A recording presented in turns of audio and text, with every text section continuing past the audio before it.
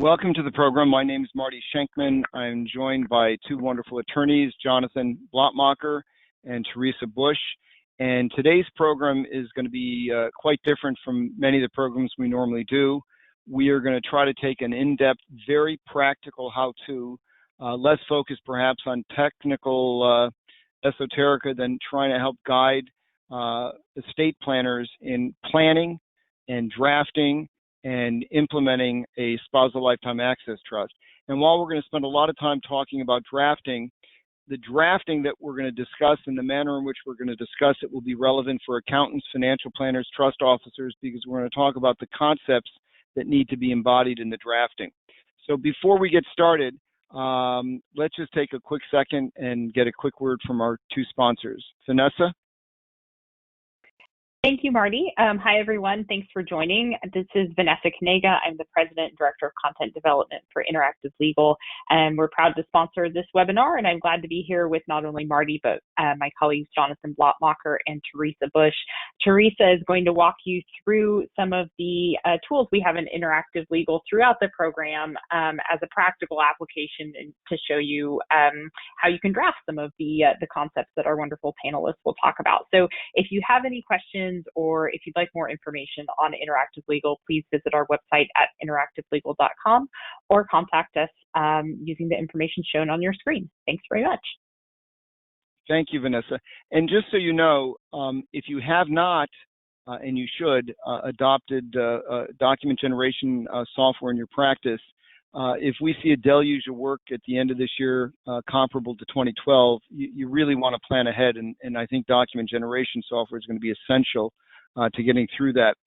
If you use document generation software but not interactive, the concepts that we're going to illustrate with Teresa's help will really apply to any drafting software system. We're just going to try to practically show you how to draft using document generation. And apart from document generation, we're going to talk about the actual provisions and courtesy of interactive. You view actual sample clauses for a number of the different mechanisms that we might want to consider integrating into a SLAT. So special thanks to Interactive for letting us steal their language. Our other sponsor is Peak Trust. Jonathan, did you want to say a quick word on behalf of Peak? Yeah, I'm the Director of Estate Planning for Peak Trust Company. It's a full-service trust company, and even though it's run by my brother and nephew, that's not the reason that virtually all of my family trusts are up there. I think they're great quality. I've referred over 250 clients to them, and I've never had one leave. So if you want a cooperative, very knowledgeable trust company and you don't want to go to one of the behemoths, consider going to www.peaktrust.com. Marty, back to you. Thank you. And for the sake of full disclosure, my spousal lifetime access trust for my wife and family is located at Peak, and I drafted that trust using Interactive Legal. So there. Okay, now let's get going. So the reason that we've picked this topic and the reason we're going to dig in for a long two-hour period and get a big cup of coffee is because we believe that spousal lifetime access trusts are going to be the default plan for many of your clients in mid to end of 2020. In a nutshell, and we're going to go through it in much more detail, there's a good likelihood that exemptions will decline long before the 2026 scheduled date where they're supposed to decline by half. The Democratic presidential hopeful, Senator Sanders, even before, apart from his presidential bid, Congressman Gomez, each proposed in the Senate and House respectively, bills that called for a reduction of the gift exemption to a mere $1 million.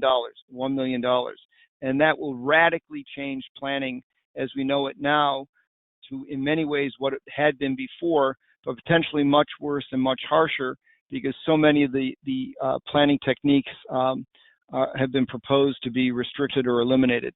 Even apart from who may win the 2020 election, it would just seem, and I'm going to ask Jonathan to comment before we go on, because why we're doing this is so important.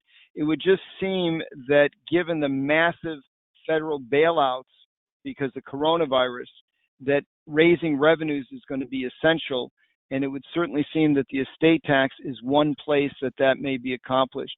Jonathan, you want to just lead in a little with some comments about why we think this is such a critical topic for every practitioner, not just lawyers, all estate planners? Well, you know, as you said, Marty, the cost of having us bail out of the pandemic is going to be extremely great. The government can borrow, but eventually, and I think it'll be sooner rather than later, even if the Republicans stay in control, it's going to be quite severe. They're going to have to raise taxes, and you hear so much about the rich don't pay their fair share that the estate tax is certainly one of the things that's going to be increased. They'll reduce the exemption, they'll raise the rates. I think they'll take away the ability to transfer property via a GRAT. They're also going to have a provision which would be extraordinary, which is if you have a grantor trust that's outstanding at the time you die, that grantor trust will be included in your estate when you die. Or if grantor trust status is turned off during lifetime, then you'll be deemed to have made a gift of all the assets in that grantor trust. Very far-reaching and something we really need to pay attention to, and it's one of the reasons why I think you have to consider doing significant planning right now. Marty and I had done a previous program where we had listed 7 ways in which you might tackle that eventuality, but today we're going to focus primarily on one of those. As Marty said, probably a default provision that will be used by many married couples. And if you want that prior program where we went through SPATs and 99-year GRATs and split purchase trusts, SPATs, and a number of other techniques, that's available on shankmanlaw.com webinars and also on the Interactive Legal website, and it may even be on the Peak website. So you're certainly free to go there. And that kind of the comments and feedback we got on that program is why we're doing this program. What was maybe 10 minutes in that program, we're going to spend a solid 2 hours on now. Now, it's important when we talk to clients because in order to motivate clients, telling them that their kids will save money is certainly something that's appealing, but not as appealing as telling the client that you can do something for them. And on slide 6, there's 2 points, the second of which is very, very important, but we're not going to cover it really in today's program so we can stay more narrowly focused. If you set up a non-grantor irrevocable trust, and you can do that with having a spouse as a beneficiary, Ed Morrow coined or started using the acronym SLATs, Spousal Lifetime Access Non-Grantor Trust. Living in the tri-state area, I use the term salty SLAT because I was trying to find a way to minimize some of the SALT limitations. But whatever you call it, just a non-grantor trust with a spousal beneficiary, you can do that by having an adverse party approve distributions to the spouse. And the so-called ING or intentionally non-grantor trust, DING in Delaware, NING in Nevada, a KING in Alaska, different acronyms, and WING in Wyoming, is another non-grantor trust. So when you're reviewing the planning for a SLAT, it's very important to make sure that you want to structure it as a grantor trust or non-grantor trust, and that's got to be one of the threshold issues. If a client has a business interest that they may sell in the near future, and they haven't gone so far down that continuum to cement the sale, using a non-grantor trust if they live in a high-tax state like New York, New Jersey, Connecticut, California, I guess Massachusetts, perhaps Illinois, using a non-grantor SLAT or non-grantor trust set up in a no-tax jurisdiction, a favorable jurisdiction, may be incredibly important to the planning.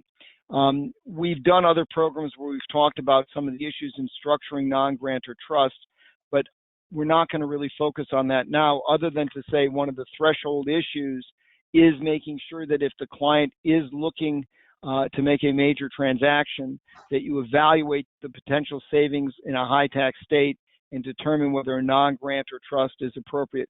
Jonathan, this is the only slide I think that we mentioned non-grantor trusts on. So before we go on to asset protection, which is critical probably for every client, do you want to talk or comment at all about non-grantor trust planning and why that may be relevant to the SLAT discussion? Well, keep in mind, and this is very, very important, and I know everybody knows it, but your clients need to know that avoiding tax is the same as building wealth. That goes back to Benjamin Franklin's famous statement that a penny saved is a penny earned. And that means that money would otherwise go to the government, you and your family can enjoy to produce additional income or for expenditures. Now, New York has passed an anti-incomplete gift non-grantor trust legislation. I don't think it's constitutional, but even if it is, it's relatively easy to avoid it with a SLAT. You'd make the SLAT a non-grantor trust, and we'll get into some details about that, because the New York anti-ing rule does not apply if the gift to the trust is complete. Now, everybody, unless they've used part of it, has an $11.5 million exemption. So you can create an $11.5 million SLAT for your spouse. That will be a completed gift, even if you're in New York, and you won't have to worry about anything from New York State coming in and saying that you can't use it to avoid New York taxes. New York has a very, very clear rule on how you can avoid New York taxes. You can't have a New York trustee. You can't have New York situs assets like a piece of real estate in New York, and you can't have New York source income. New York takes the position that a penny of New York source income makes the whole trust subject to New York taxation. Again, that is their position. I think it's unenforceable to that extent, but you can avoid that by carefully structuring the trust. So even in New York, you can do an ing trust. Your clients will be delighted to avoid New York taxes, and you'll be doing a better job because you're keeping more money in the family. So that's something that whether you're a financial advisor, accountant, attorney, trust officer, and you're talking to clients about planning to use current exemption and to plan to shift value and wealth out of their estate before potentially dramatically adverse changes could occur after the election, address the threshold issue about benefits of grantor, non-grantor status. Now, it's not an all or none decision, because for a number of clients, we've done both. If a client has an asset of significant value that they're contemplating selling, creating a non-grantor ing or slant or salty slat, whatever you want to call it, a non-grantor trust with a spousal beneficiary, that can be done. And you may also create a grantor trust for other assets of the client. Now, one of the reasons that I've discussed with clients, and Jonathan, feel free to comment, using both, is because we have no idea what future legislation may bring. We have no idea, and we're not going to even begin to hazard a guess at what the election may bring or not bring. But if there are significant changes, the possibilities of what may occur are not only unforeseeable, but there are so many different options. Democratic presidential candidate Biden has suggested a capital gains on death. Would that eliminate the estate tax? Would that be in addition to the estate tax? Jonathan mentioned one of the proposals that's been made several times has been to have assets in a grantor trust included in the estate. Well, gee, if they pass legislation that provides assets in a grantor trust are included in the estate, what would the effective date be? If that is only applicable to grantor trusts formed after, say, the date of an enactment, wouldn't it be great to have a grantor trust that's in place, that's grandfathered before that occurs? So for some clients, it may well be advisable to form separate trusts, one that's grantor, one that's non-grantor. Jonathan, any thoughts on that?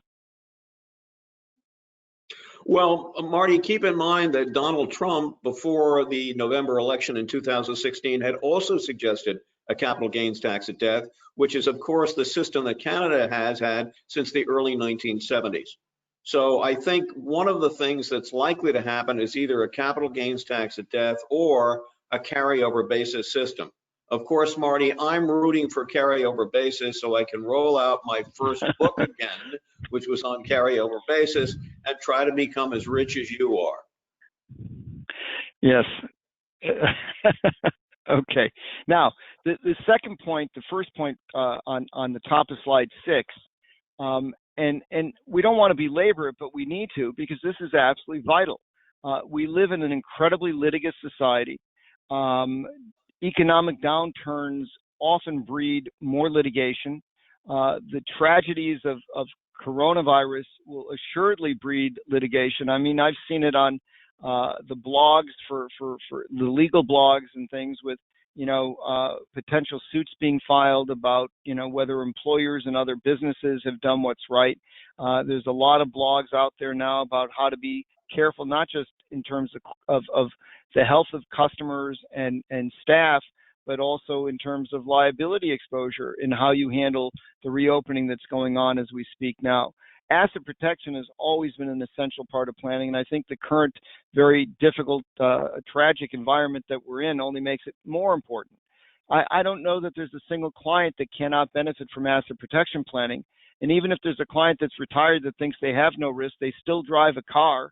That's significant exposure. They still may have a home. They may have multiple homes. All exposures.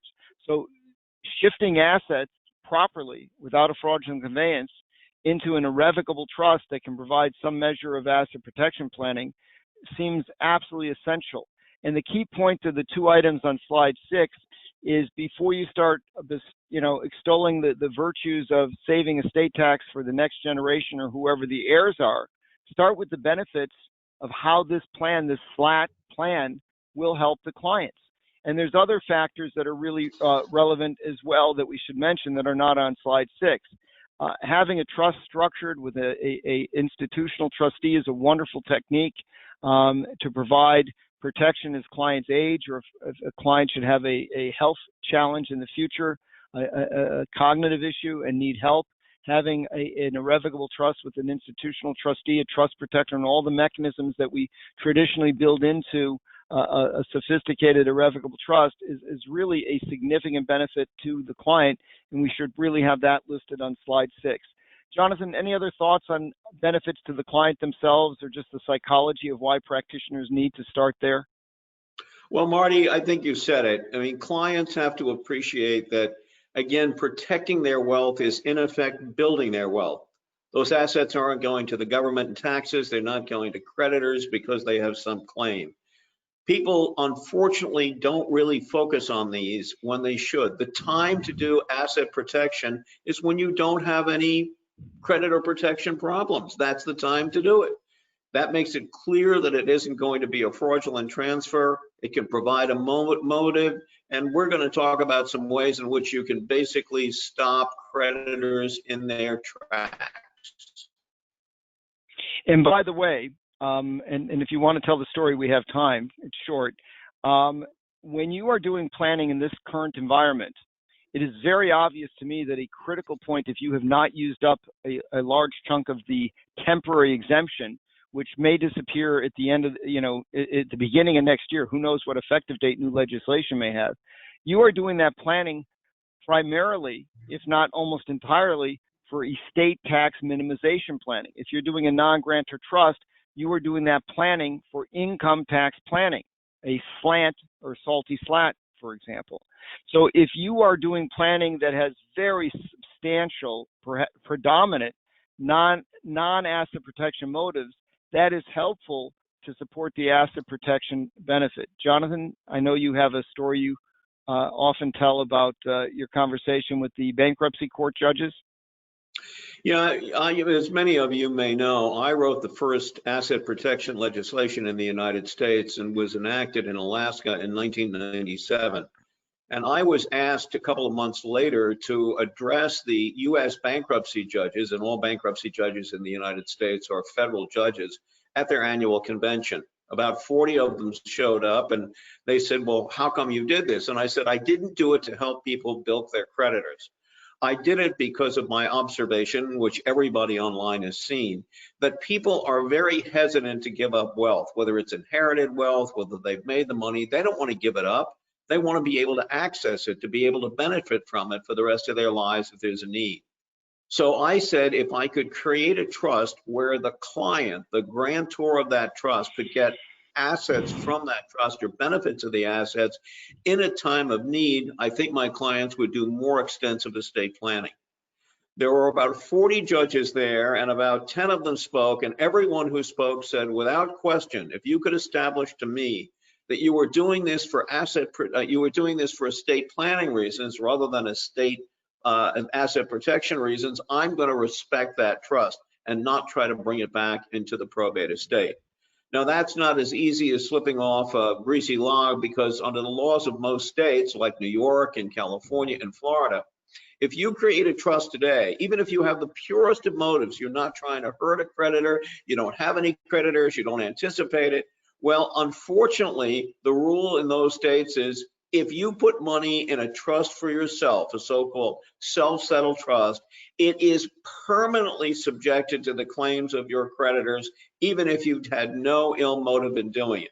And that, of course, is the reason I did it in Alaska. And now we have 19 states in the United States that permit people to create domestic asset protection trusts.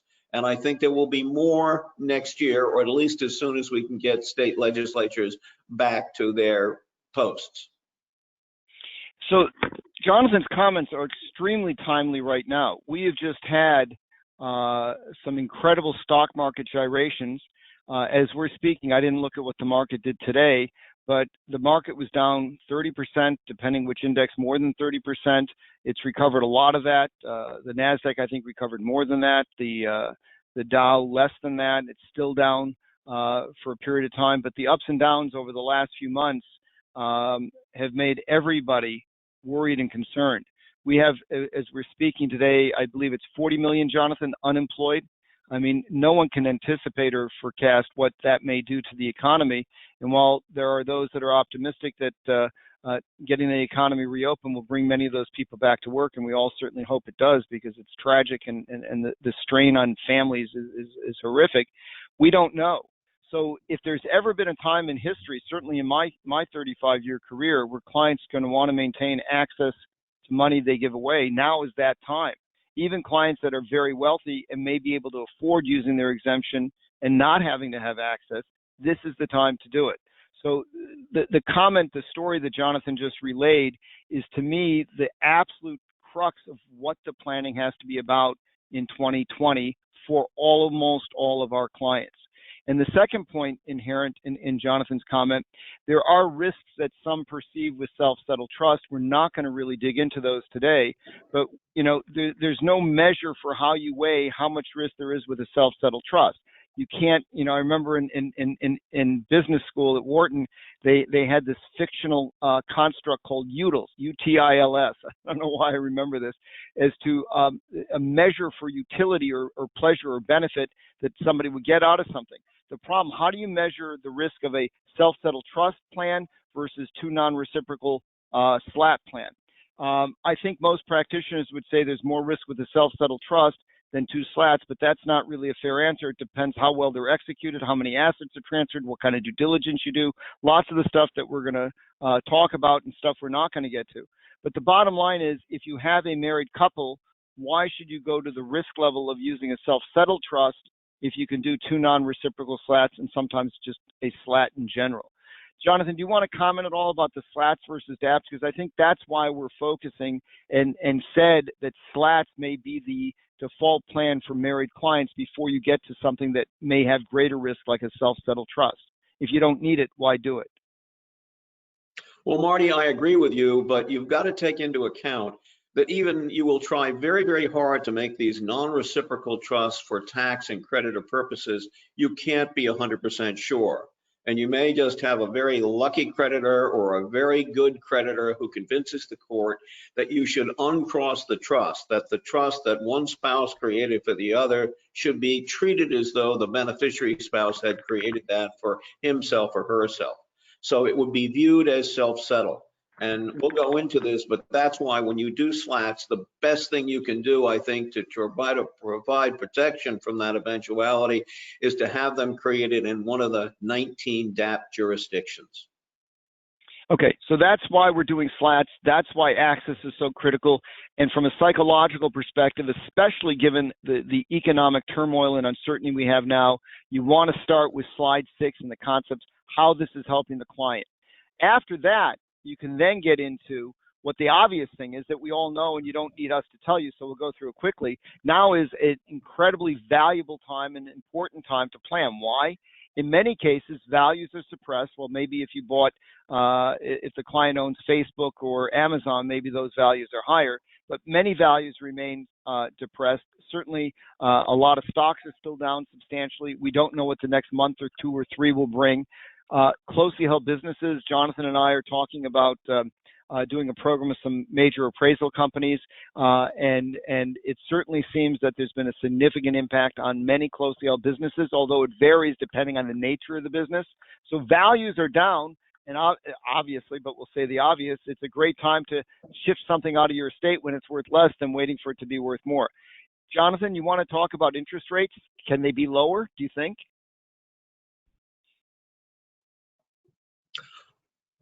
Well, I'm going to tell you, I watched the interest rates pretty carefully, and I had forecast that we would have 0.6% for June, and I was right. And I'm also going to go out on a limb today by saying I think we may have 0.4% in July.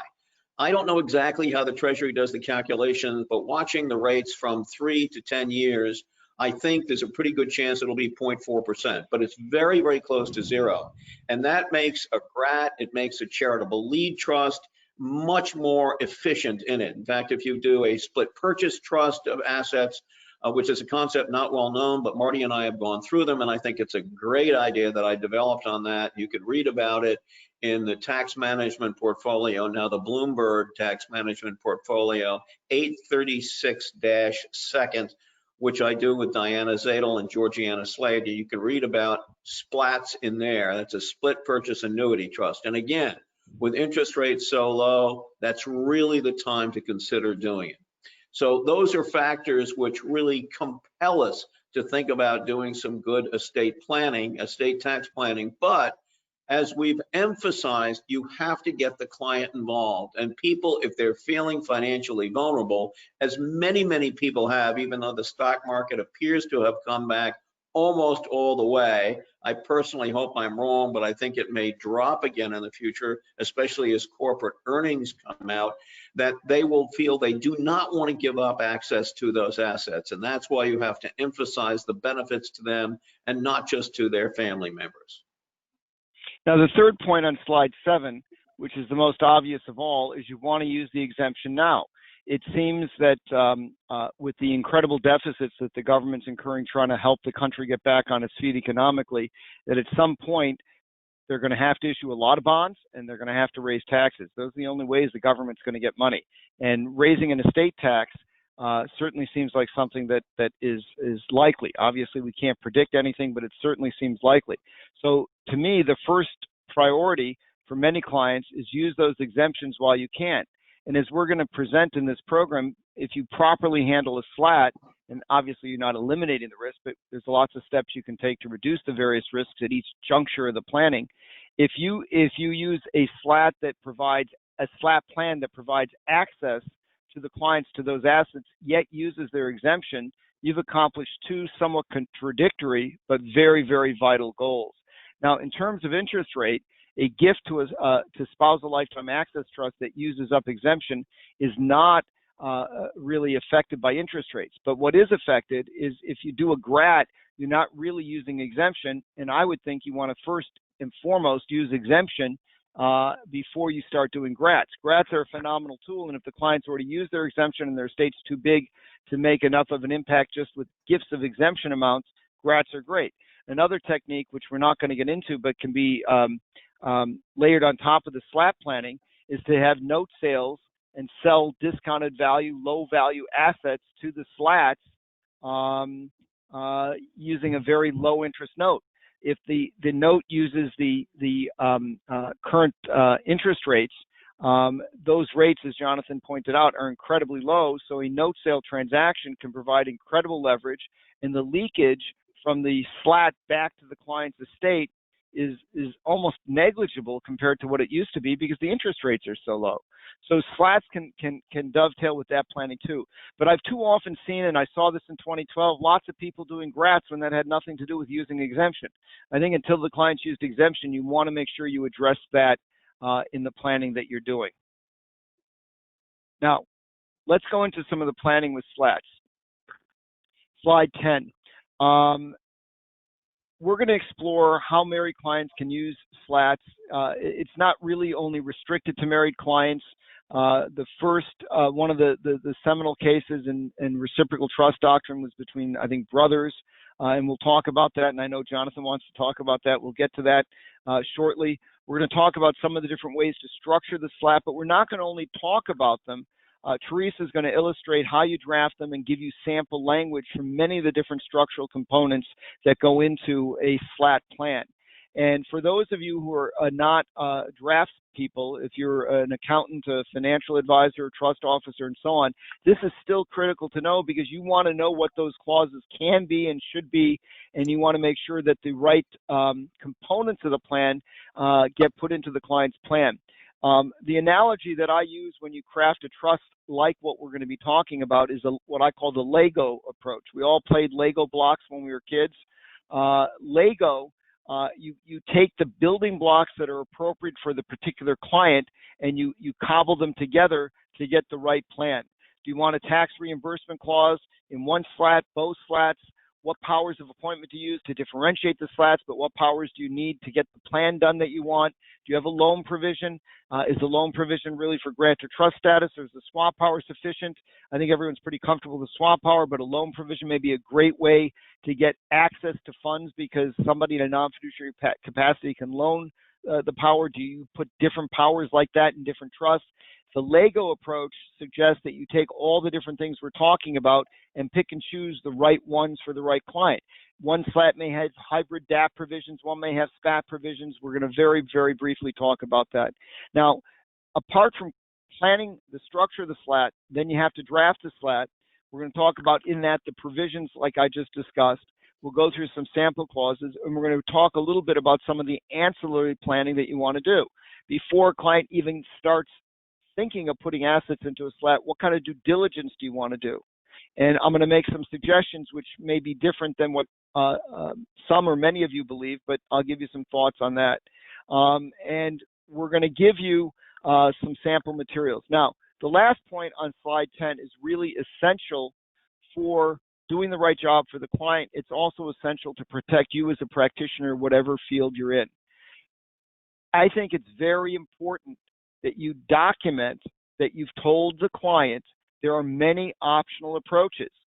Document that you told the client about DAPs and SPATs and split purchase trusts and GRATs, and the client, after the discussions with you, has selected whatever SLAT plan it is that they've settled on. You want to make sure that the client has the burden on them that they, not you, have selected the approach to the planning. And if you've presented options and they've selected this SLAT plan, which I think in most cases they will, in many cases they will, then I think that's protective to you as an attorney, because the client then is facing a much more difficult position to come back and argue, gee, I didn't know, you didn't tell me, I didn't know I was losing basis, step up. You want to try to not only communicate it, but I think to protect yourself based on some of the malpractice cases that we've seen, it's important to document that. And it may be as simple as in a letter to the client when you said in the SLAT saying, hey, after our discussion of various options to structure SLATs, DAPs, SPATs, and GRATs, the following plan is what you selected. I think that one line is very protective and helpful for you as a practitioner. Now, how does SLATs work? In the classic sense, I create a spousal lifetime access trust for my wife, and I name all descendants, children, and future descendants, grandchildren and future descendants, because we can make it GST exempt. My spouse creates a non-reciprocal, has to be different, and we're going to talk in detail about that in a few minutes, trust for me. In that way, if we've given away $100, my spouse gave $50 to my trust, to her trust for me and descendants, and I gave $50 to my spouse's trust for my trust for my spouse and descendants. The $100 that's in the trust, I'm a beneficiary of her trust, she's a beneficiary of my trust, and in the discretion, and I prefer an institutional trustee, and I'm going to echo Jonathan's comment, which is one of the structural points, and we're going to go through this in more detail in a few minutes. I like to put them in DAP jurisdictions. I like different DAP jurisdictions for each trust, but if I'm a beneficiary of my wife's trust and my wife is a beneficiary of my trust, we can still access 100% of the money that's been given away. Arguably, it's out of our estate, creditor protected, but we can benefit from it. Now, it's critical that you, as a second bullet point, that you differentiate the trust. We're going to go through it because if the reciprocal trust doctrine is raised, and Jonathan made the point earlier, and I want to reiterate it because many people misunderstand this, it's not only a tax doctrine, the reciprocal trust doctrine can be brought up by creditors and claimants. A claimant trying to pierce the trust can suggest that the two spouses are in no different of a position after creating these SLATs than they were before creating the SLATs, and therefore the court should allow them to pierce the trust and get at the assets because it's as if nothing was done. One of the ways you can differentiate these trusts, but this is going to get harder to do as the year goes onward, is to create them at different times. Now, right now, if it's in May or June, you could create one trust today and not draft the other trust for months from now and not implement the other trust perhaps for 3 months. You've now started to introduce a time difference. Now, if you think back to the tidal wave of work at the end of 2012, it became impossible almost to differentiate SLATs by time, because if a client came in November, you really didn't have much time. You had to rush to get both trusts done as fast as you could and get them signed so you could have time to transfer assets to them. And we may face a similar situation at the end of this year. So the sooner clients start, the better. Ideally, Yes. if a client had set up a SLAT last year and you did one this year, you would have even differentiated them further. Jonathan? Well, Marty, yes. In fact, one of the things you might try to convince your clients to do, especially if they're in a very healthy marriage situation, is you create the SLAT for your spouse now and don't even tell that spouse you've created it. So I created trust for my wife. She doesn't even know. And then later, maybe if the election goes a bad way in their judgment, so you do the trust, let's say in June or July for the husband, and he's done it, but he's even unaware of it. He doesn't have to accept it. It's a trust of which he's a discretionary beneficiary. And then you go back to him in November and say, you know, your wife created a trust for you in July.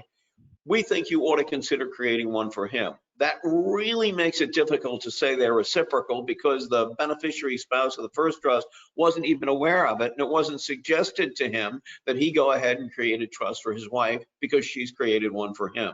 So you're better off getting at least one spouse to start now. That if you can establish that the beneficiary spouse was not even aware that the trust was created, even though she's a beneficiary of it, she doesn't have to accept it. The trustee will accept the property. Then if you go back later in the year and everybody verifies that there was no understanding, express or implied, didn't even know, you're really putting your clients in a very, very strong position. But the trick here, if there is a trick, is to get one of the spouses to act now. Jonathan, that makes me think of the idea that a lot of people talk about not posting fact patterns on discussion forums. And I can't remember how many times we've seen posts where, you know, people will say, I've got clients and they want to create trust for each other. And just putting that out there on the public forum just is indicative that there was a plan to start with them on the front end. And so I like the idea of A, having one spouse who doesn't even know about it, but then B, not posting about it on a public forum as well. Absolutely, Teresa. And perhaps the client shouldn't be posting on Facebook, oh, I just created a trust today. Slide 12. One of the things that I like to do, and I'm not really aware of too many other people that do it, so, you know, Jonathan, if you want to criticize it, you may. I've liked to put the SLATs in different jurisdictions so that if I have one trust in Alaska, which is where my SLAT is, my wife's SLAT for me and descendants is in Nevada. I have different states. They have different rule against perpetuities. They have significant differences in law. And, you know, there's lots of articles in the professional literature extolling the virtues of one state over another. And there's articles out there that rank all the different states, and the rankings change all the time. I think using different state laws does infuse additional differences between the two trusts. Jonathan, any thought on that? Well, Marty, I think that's a good idea. I really do. I mean, you want to have as many differences as you possibly can. And having different state laws is one of the ways to do that. Do you want to comment, or Teresa, if you want to comment, feel free to jump in on slide 12, the second bullet point, using different powers of appointments to each spouse. And well, Teresa, you'll talk when we get to the examples of that. Let me begin by stating there's a very important case called the State of Levy decided by the United States Tax Court in the 1980s. Mr. and Mrs. Levy on the same day with the same lawyer, using the same state law, which was New Jersey, created identical trusts with identical assets for each other. Mr. Levy created a trust for his wife and she was entitled to all the income. Mrs. Levy created a trust for Mr. Levy and he was entitled to all the income. The IRS came in and said, oh, this is a classic case of a reciprocal trust.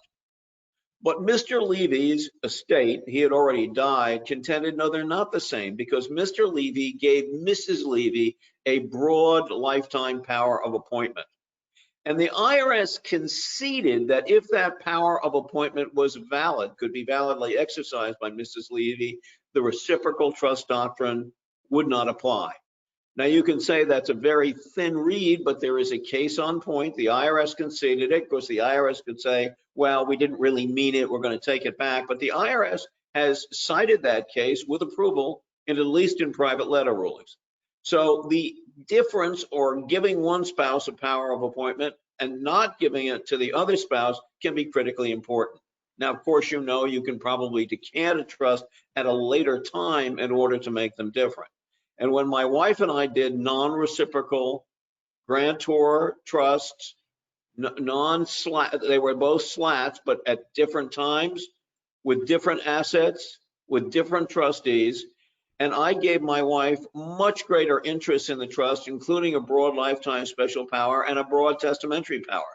And my wife, believe it or not, didn't even make me a beneficiary for 5 years. During the first 5 years of the trust that my wife created, only our descendants could receive distributions. And you can do that, and you can also go ahead and say, you can make it if you want to. For example, you want to make it so that you can have an adverse party only approve distributions to one of the spouses. You can have a tremendous number of differences. But the thing, and also different assets, like I funded the trust for my wife with real estate, she funded it with some stocks, and they were not of the same value. Please try to make them as different as possible. Marty has down here, maybe you give, and I did, I gave Betsy a withdrawal right under HEMS. She can withdraw till the cows come home. She didn't give any such right to me. It also strikes me that in these second and third bullet points here, we're making kind of two different trusts, one where the spouse beneficiary has a bunch of power and interests, and the other where the spouse has very limited, and it relates to the trust that Jonathan was talking about that he created and that his wife created. It can be tempting, I think, to say, well, here are 8 different powers that we could give the beneficiary. In my trust, I'm going to give my husband 4, and in his trust, he's going to give me the other 4. And I think I would shy away from doing that. I mean, granted, you're getting different powers, but you're still kind of dividing things up. I think it's much better if you have one trust where the spouse has a whole lot of power and interest, and the other very little, because then they're much more different, and the more different, the better. Agreed. And as we said earlier, access is critical. So some clients may want what's called a hybrid DAPT built in. You can put that kind of provision into one of the SLATs. You could put no provision in the other. You could give a special power of appointment, or SPAT. And let's just take a second and define each of those. So I suspect most of you know what they are, but let me just define them for any of you who don't.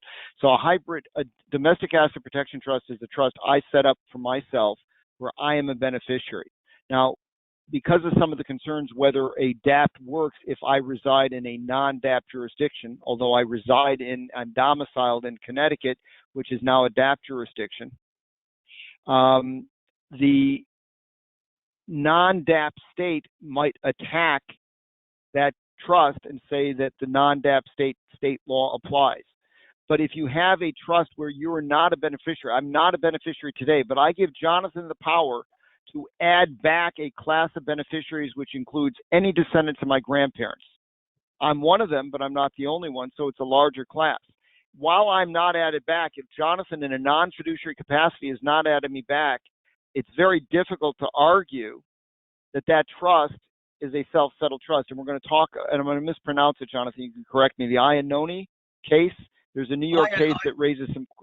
Yeah, the Iannone case, which if you get the article that appeared last February of 2019, in Estate Planning Magazine by Mitchell Gans and Abigail O'Connor and me, talking about special power of appointment, or SPAT trusts, where we think these are better than DAPs. It basically said, don't make the grantor a beneficiary of the trust, because that's a self-settled trust. And even though there are now 19 states which say, unless you're trying to cheat somebody, we're going to respect those, you can bet if you have an angry creditor or a greedy IRS agent, they're going to come in and say, aha, treat this as a self-settled trust, which is subject to claims of creditors, and therefore it's in the estate. You don't want that. So our proposal was, you just don't make the trust with that person in there. Marty is suggesting, which some people use, is, well, we can add the grantor in at a later time. But this case called Iannotti, which came out of New York, the courts held that because the grantor could be added back as a beneficiary, they treated it as a self-settled trust from inception. Now, in that case, the power to add back was held by a trust protector who the court said was acting in a fiduciary capacity. But again, that's what the court said. You could say, well, because it was a fiduciary capacity, and in my case, I'm not going to make it a fiduciary capacity, the theory of the Iannotti case doesn't apply. Don't take the chance. What Teresa and Mitchell and I recommended is, don't allow the grantor to be added in as a beneficiary. Rather, give your best friends, give any one of your 3 oldest and closest cousins the power to appoint the property outright to a class that would consist of the grantor. That's kind of important to do, because you can't put the grantor in. There's no way you consider that a self-settled trust. The power of appointment is held in a non-fiduciary capacity. And I've never heard anybody argue, and there are dozens of people on this phone who have done lifetime trusts for, say, children or grandchildren, or for other people, where you've given them a lifetime or even a testamentary power of appointment. And you haven't said, oh, by the way, you can never exercise this in favor of the grantor.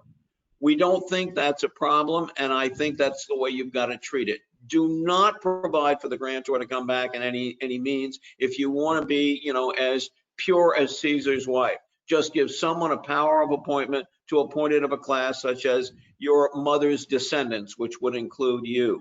You can go ahead and do that, but don't put it in trust. If they need the money, give it to them outright or pay something for them. Don't put it back in. Even if the grantor says, well, I feel more comfortable if it was there. Why? Don't you trust these people? They're probably closer to you than the corporate fiduciary who could invade for the benefit of the beneficiaries. So we think that's a much safer way to do, and you can build that into a SPAT. I mean, a SLAT.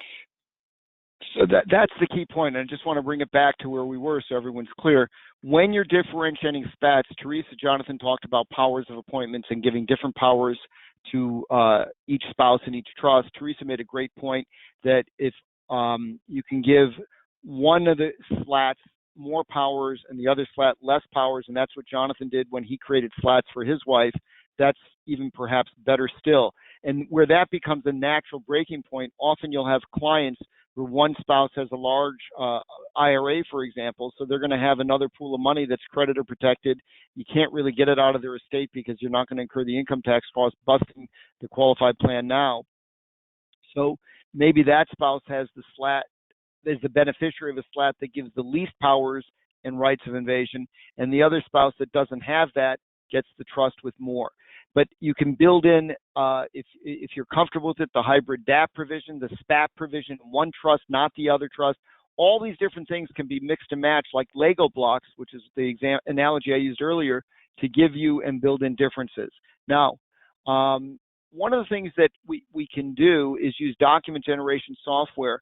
Teresa, can you comment on how document generation software makes this picking and choosing so much easier? And if you feel I should go on to some of the later slides, I can do that. Oh no, I think it's fine. Because it harkens back to something you said a few slides ago, Marty, where you said you approach it like Legos. You're trying to find the pieces that you want to put together to build this trust the way your clients need it to be, the way they want it to be, and the way you're recommending. And you have to be able to find those pieces. It's great to say, well, I want to add in this special power of appointment here, and I want a limited power of appointment over there, and maybe I want to have that limited power only exercisable in favor of certain recipients with the consent of someone who has to agree to the exercise. All of those are little individual blocks, and if you don't have them, they're drafted. You have to go find them somewhere, and that's the benefit of having a software program that's already built the Legos for you, and you pick them by checking boxes and going from there. Now, one of the things that we did, and we actually did this back in 2012 because we were trying to help subscribers who were drafting SLATs, one trust for each spouse, we created two completely separate tranches, if you will, for drafting the documents. And I think we might have that on a screen coming up, one of the next two screens perhaps, where we say, here's our spousal non-reciprocal trust number one. There it is. It's at the bottom for spouse one and spouse two. And if you start there, you're going to automatically have two trusts that are remarkably different. And we explain how they're different a little bit in the help column on the right, and we built in a drafting guide. But the point there is to help make it easier for you to draft and find the Legos that you need so that you get that document that you can then, polish up and get in the hands of your client quicker without having to go build your own Legos, so to speak. And what it also does is it keeps straight in your mind what you're doing, because these differences are already baked into the trust document. So you don't have to remember on the Smith file, I used this power, but what did I do on the Jones file? If you select one trust for each spouse, you have the differences baked in. And just a quick comment for those of you who have not adopted document generation software. It changes the thinking process with which you approach drafting. When you have to sit and draft and craft or find another form or a database of forms to find each clause, it takes much more thought than clicking a button, which is what you'd find in pretty much every drafting program. They're all basically the same conceptually, that you click buttons and select and choose which provisions you want for each trust. When you make the selection process so much easier, it takes the focus off of the drafting and puts the focus on the planning.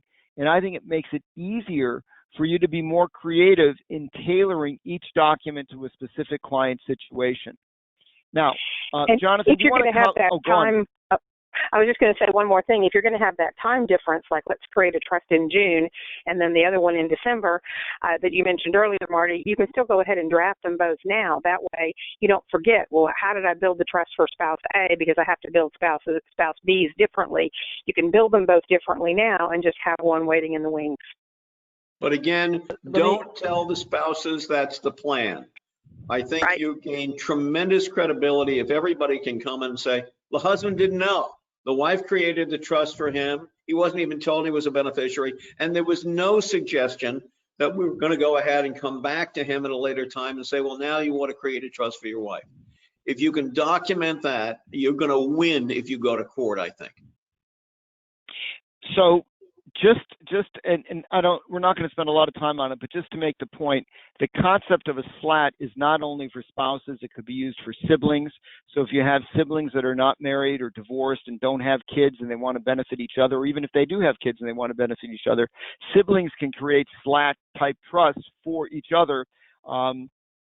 It's just the acronym of a spousal lifetime access trust maybe won't work. Now, I think it was Teresa that gets credit because we needed, in this world, we needed yet another estate planning acronym, and you see that on slide 16. Teresa, do you want to comment about the new acronym everyone might want to know?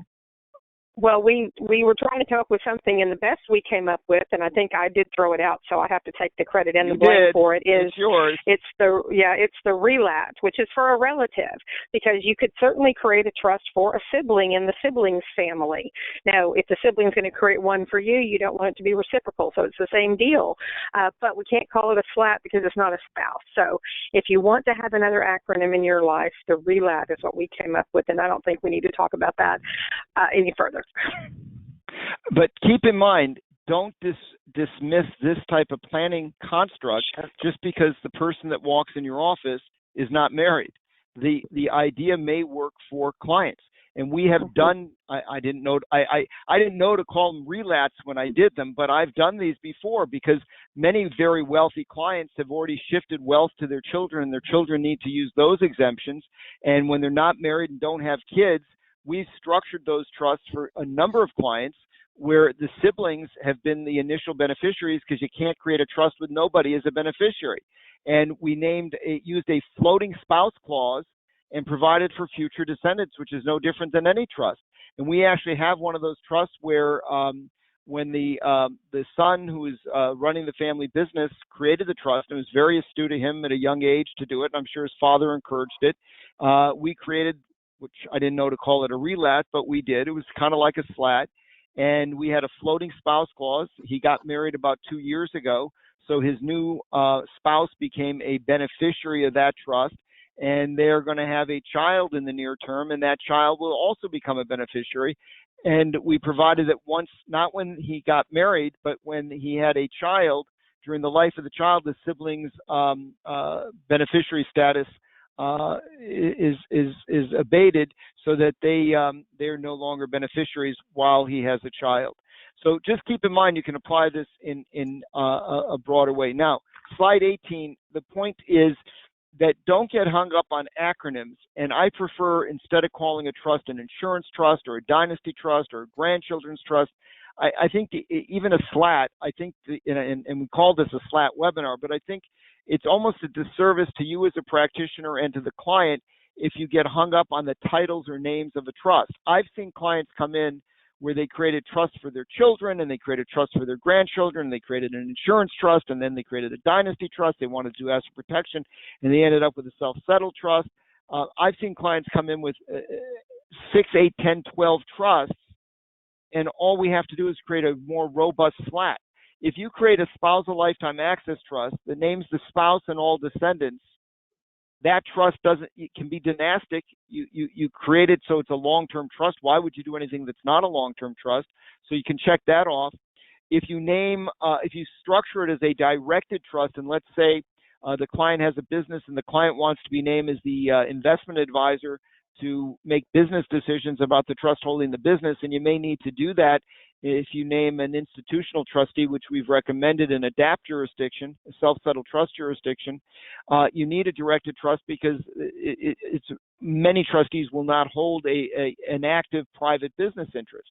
But if you do that, you can't really own insurance because you can't have the insured client settlor being in charge of insurance. But if you build in a life insurance trustee and you have insurance provisions in the trust, that same SLAT can now have insurance. And what a deal. If you have the SLAT structured so it can own insurance, which only requires a separate trustee for insurance, you don't have to make annual gifts. You don't have to issue crummy powers. You don't need a separate insurance trust. So in effect, what you can do is lots of the different trusts that are listed, and even all of them on slide 18 can all be rolled into a SLAT. And you can have one trust instead of many trusts. And what that does is enhance the likelihood of the plan working. It simplifies the plan so it's more likely the client will understand it and help administer it properly. And it makes life a lot easier. And frankly, I think a lot safer in terms of the planning. Jonathan, do you want to comment at all about how the SLAT may help with some of the uncertainty that we're coming into? Potential tax law changes? The way it does, Marty, is you will be using your exemption. The IRS has not taken any action to say, well, we're going to take it all back when you die. In fact, they've promised that they won't, although you have to understand that they've said you use the high end of your exemption first. So you've got an $11 million exemption. You say, well, I don't think they'll go below $3 million, so I'll only use 8 now, and I'll preserve that 3. You can't do that. If you want to use 8 million of your exemption, you essentially have to give it all away.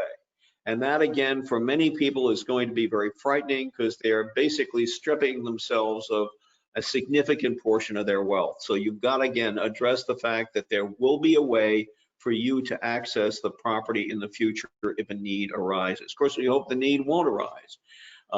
And if they definitely need those assets, well, then SLATs may be a good choice for them. Now, if we end up with standpoint of, go on. from the standpoint of using the exemption, if you've got a married couple and they've got 12 million of assets and they're on board, they say we should create SLATs for each other because we want to use up this exemption before we lose it. And we've got 12 million, so we're going to do 6 for each other. I think what you were saying, Jonathan, because you used the top end, that's probably not going to really get them where they want to be. They would almost be better just having one spouse create a trust with the full 11, 5 or 12 million. Is that right? That is exactly correct. And Marty has a slide on that, I believe. Yes, we're going to come to a slide on that. So the point on slide 19 is let me go back for a second. Slide 18, the point is you can take so many of the different acronyms and types of trust that you think you need to use for a client and integrate all this planning into a single spousal lifetime access trust. The point on slide 19 is you can build in a lot of flexibility. So, one of the issues is if this is a completed gift trust, which is the only way you're going to use up exemption, you're going to lose basis step up if there's a potential for basis step up. But if you have a swap power, a power to substitute assets in the trust, you may be able to bring highly appreciated assets back in the client's estate and get the basis step up. You may be able to give an elderly family member who has a small estate a general power of appointment over the trust and get a basis step up on that person's demise, all built into your SLAT. If we end up having a capital gains tax on death, will assets in this SLAT be subjected to capital gains tax on death? It depends on how the legislation is written. If the legislation is written that pulls grantor trust assets back in the estate, you turn off grantor trust status. The point is that if you build in flexibility, which is certainly feasible to do and pretty easy to do with a document generation software, you can really address a lot of the what ifs. These clients may say, well, what if? We don't really know what's going to happen. There may be no changes in the tax law. There may be radical changes, but it just seems better off from many different perspectives to have the assets in a robust, flexible, dynastic SLAT in a self-settled trust jurisdiction with an institutional trustee that has flexible powers in it. Now, we've talked about also non-grantor trust versus grantor trust at inception, but keep in mind that if you structure this trust in a high-tax state like New York, and when you die, you now have a New York trust paying New York income tax for your heirs. If you structure the trust in Delaware, where there's not going to be a state income tax if there's no local beneficiaries on that trust, if you avoid the state income tax in Delaware or some other tax-friendly jurisdiction, why not structure the trust there from inception so that when you die and it becomes irrevocable, your heirs don't have the difficulty of extricating the trust from a high-tax state. So there's certainly benefits, and certainly having it in the long-term trust facilitates doing that. So after the death of the spouses, there can be flexibility to allocate income among a class of beneficiaries. So if one is in a higher bracket, lower bracket, et cetera, through a sprinkle trust, you may be able to address that. Basis maximization has certainly been something that has been on many people's minds. I'm concerned about losing exemption because it just seems to me that could be the biggest threat. And with the swap power, that is certainly a way to get assets back into the settlor's estate to get a power of a right to step up basis. You can use general powers of appointment to, like we said, other relatives to potentially get a step up in basis on their death well before the clients. But who knows what of these rules will be relevant if they change the system. Now, one of the key points in administering a SLAT with a swap power is who's monitoring the swap power. One of the concerns I have is that I'm not sure who's monitoring these. I tell every client in writing that you must come back for an annual review. If the client with an irrevocable trust that has a swap power comes back, we can talk to them about reviewing the appreciation in the trust to see if it pays to make a swap now. But who's monitoring that? Certainly it would make sense to inform if they don't know, and many do, but you want to make sure that they're aware of it, that the swap power exists, the financial advisor. So if the client has substantial investment assets in a trust, if the wealth advisor is aware of the swap power, they can monitor it and even suggest when a swap might make sense. If it's a closely held business interest, the client may need to be, because how will the advisors really know changes in the value of that business? If a health issue develops, they may want to address looking at the swap power. If a client's got significant health issues, you may want to pre-paper the documentation necessary to consummate the swap, or get a line of credit set up so you have funds ready to complete the swap, so they're ready to do it. Briefly, we talk on slide 22, and we mentioned this earlier, so we don't have to really address it. Some of the benefits of having these structures in place for aging clients to protect their assets from elder financial abuse, which is really epidemic. And that should never be understated as a benefit of doing this. And asset protection, obviously, is critical.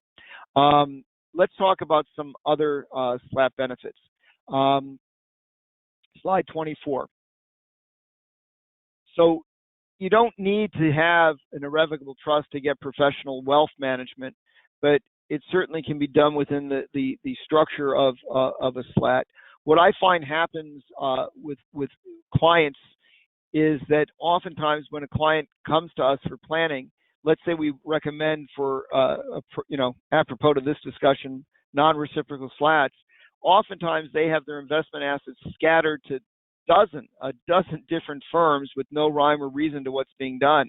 And despite all the literature on asset allocation and asset location and so on and so forth, it's kind of amazing how often that's just not addressed.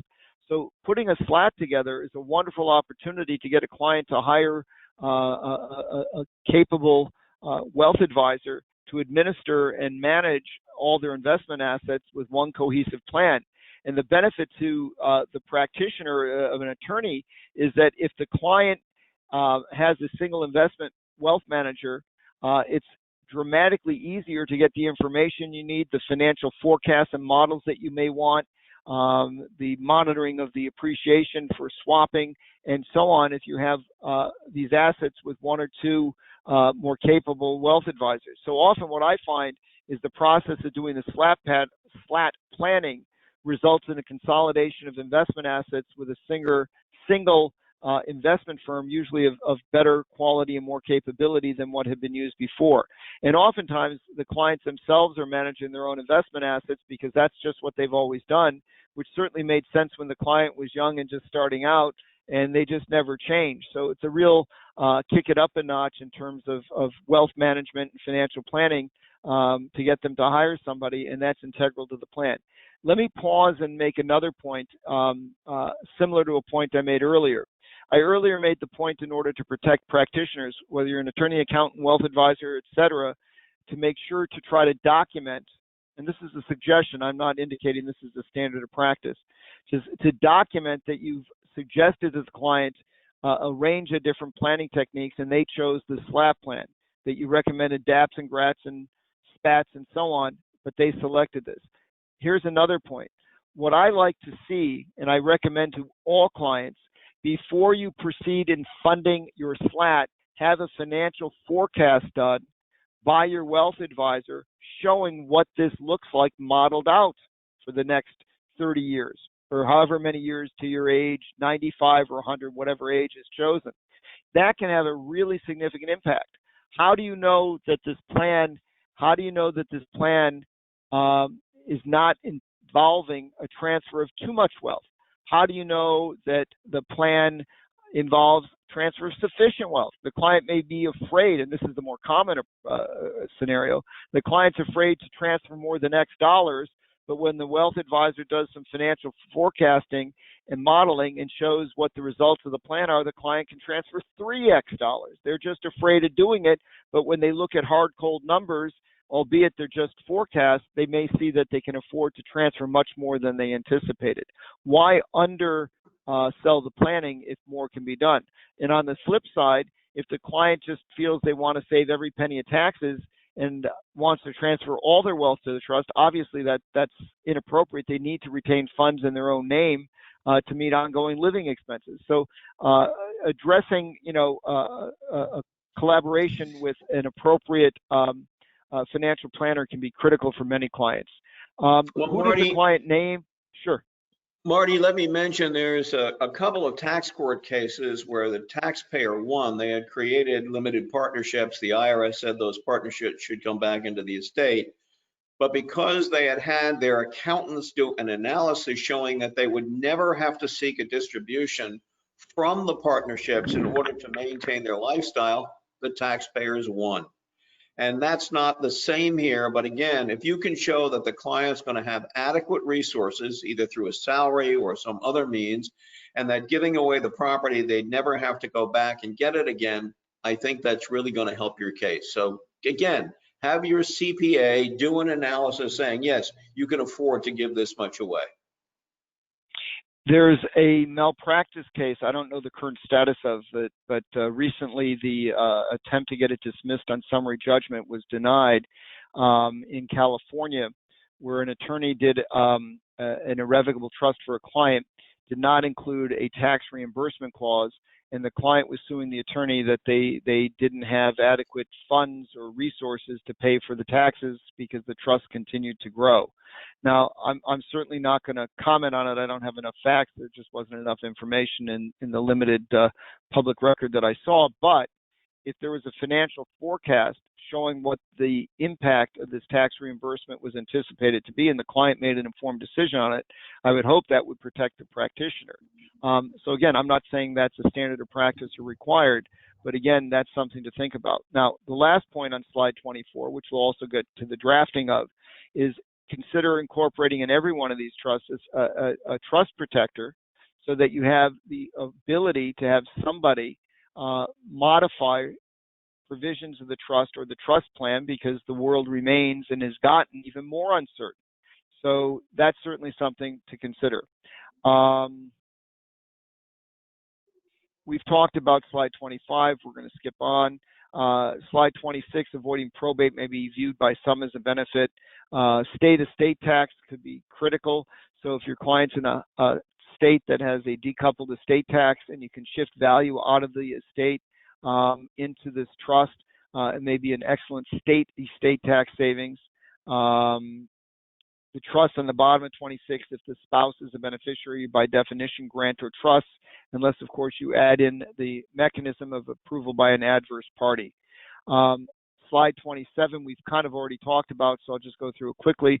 I think it's a great tool to build in the components you need for life insurance in a SLAT. Again, it's very easy to do. You simply add in an insurance trustee or if an independent trustee that's responsible for the insurance to avoid 2042 issues, and so on. I think it makes it much easier to administer a fully funded SLAT that is also an insurance trust than an insurance trust that has $100 in a bank account and the client has to fund it every year with gifts and issue crummy powers. We won't even comment on how often those are done properly and followed up on. Now, one of the other reasons for insurance, and this is yet another suggestion in the same vein of protecting the practitioner, why not suggest to many clients, I won't say all, but to many clients, if they're setting up non-reciprocal SLATs or even a single SLAT, why don't you go out and price life insurance just to see how that would provide protection to the plan? What do I mean? If I set up a spousal lifetime access trust for my wife and descendants, so long as my wife is alive, I could indirectly benefit from the SLAT that I set up for her. If my wife takes a distribution to pay for travel or living expenses, she may choose to take me along with her. I'm not sure, but she may. If my wife dies prematurely, I've lost that indirect access. Now, you could use Jonathan's technique of a SPAT that he's talked about in the trust that I set up for my wife, give somebody a special power to appoint it back to me and use a DAP jurisdiction for it, and that's a great tool. Separate and apart from that, in addition to that, why not also just investigate what would it cost for me to have a X million dollar life insurance policy on my wife so that if she should die prematurely, I can get some economic benefit to make up to me part of the benefit that I would lose by indirect access to the SLAT. Now, even if the client chooses not to do it, I think that recommendation is protective for the practitioner because you've now given the client yet another way of addressing one of the potential risks of a SLAT. Now, keep in mind, one of the other risks, which we haven't talked about, is divorce. If I'm planning on having indirect access to my SLAT that I set up for my wife, but instead of dying prematurely, for which I bought a life insurance policy, she divorces me. I've now lost that access. You need to make sure to talk. You should make sure. I don't want to say that it's a requirement, but you certainly would want to talk to clients about that. Now, the ideal way to do it is to have the wealth advisor, or as Jonathan said, the accountant, whoever's capable of doing it, do a forecast, some what ifs. If the spouse dies prematurely, and it happens in 5 years, here's what it looks like. In 20 years, here's what it looks like. What we have found when we've done that for many clients at the wealth level that are doing this kind of planning, if the spouse survives for 10 years, give or take, after 10 years, they haven't really had a need for insurance because their own assets or the SLAT that they're a beneficiary of are sufficient to fund their lifestyle expenses for the rest of their life. But going through the analysis, it's a great way to quantify it and show the client options. And that's what gets the client the comfort level to proceed. It gives the client the ability to be in control of the planning. It avoids surprises, and I think it's protective of the practitioner. Well, Marty, one of the other benefits of that is, say I've created a SLAT for my wife and she has a power of appointment, and I'm hoping she will appoint it back to me. And indeed, that's what I did when I created a SLAT for my wife back in 2011. It wasn't until this year that I had Betsy exercise that power of appointment back to me when she dies. And that, again, reduces the risk tremendously that, oh, this was all set up, you didn't change your position. For 10 years or 9 years, Betsy didn't exercise the power from me. There's nothing to say that she didn't, and in fact, she didn't. So again, if I have a policy of insurance on Betsy's life and she dies before she can exercise it, or she chooses not to exercise it, I'm still going to be in the chips. And that's a great way. What Jonathan just did is showed you how to dovetail the different components, the different Lego blocks of a plan to make sure the client's protected in all circumstances. So if he had that insurance policy, and by the way, think about what it costs for the insurance. Jonathan, in the plan that he just proposed, which is great, he didn't need to buy on his wife a permanent insurance policy, which might be costly. All he needed was a 10-year term policy. Or if that power of appointment's there and you want to wait 5 years, what if you have a 5-year insurance policy? Now, somebody might argue from the service, well, gee, that was the implied agreement. You bought the insurance and she'd exercise the power before it ended, but it's still 5 years later. The point is you're creating options and layers of protection for the client. Teresa, I don't know if we did an example to show how to build in an insurance trust, but if we didn't, do you just want to comment how incredibly simple using document generation can be to add in insurance provisions and an insurance trustee? Yeah, I mean, I can give one example from our program where you have a question that asks, is this trust going to own insurance on the life of the grantor? And you check that box, and automatically you'll then have language in the document that gives the trustee the power to deal with that insurance. And it's also going to make sure if you've got a policy that's transferred in, you can have a contingent marital deduction trust if you happen to die within 3 years of the transfer date. And you mentioned adding a specific trustee who's only there to deal with insurance. That's an option as well. And so again, you pick your Lego blocks by checking boxes, and you can get those insurance provisions added into your SLAT with just a few clicks. And by the way, for the time and cost of a few clicks, Jonathan always says, no matter what I say, it only takes 2 minutes to draft in document generation. But this is something that takes less than 2 minutes. So to build in this flexibility to use a SLAT to have insurance, to build in the flexibility of being able to appoint an independent insurance trustee if the client themselves is named as an investment director because there's closely held or private equity in the trust, literally takes a minute or two. And if you ever need it down the road, it's already there. And if you don't want to appoint a separate trustee now, just name the same person in multiple positions, it takes another 30 seconds. So it's a great way to build insurance into the plan. And I also like it because the client can't really argue, golly, you never suggested I look at insurance. Well, of course I did. Insurance provisions are built right in. Slide 30, we've talked about this, so we can go through it fairly quickly, but certainly asset protection planning is essential for most clients, and SLATs are a great tool for doing that. Let me make a couple of general comments, and many of you, even Jonathan, may disagree with some of what I'm going to say, but What I like to see from a client before they make any transfers to any irrevocable trust is a balance sheet. And I'll give credit to an old friend, colleague, Sam Weiner from Coleshots and Hackensack. Probably 30 years ago, we were speaking for the New Jersey bar, and he made a comment, I think, on the panel that I just thought was brilliant, and I've done it ever since.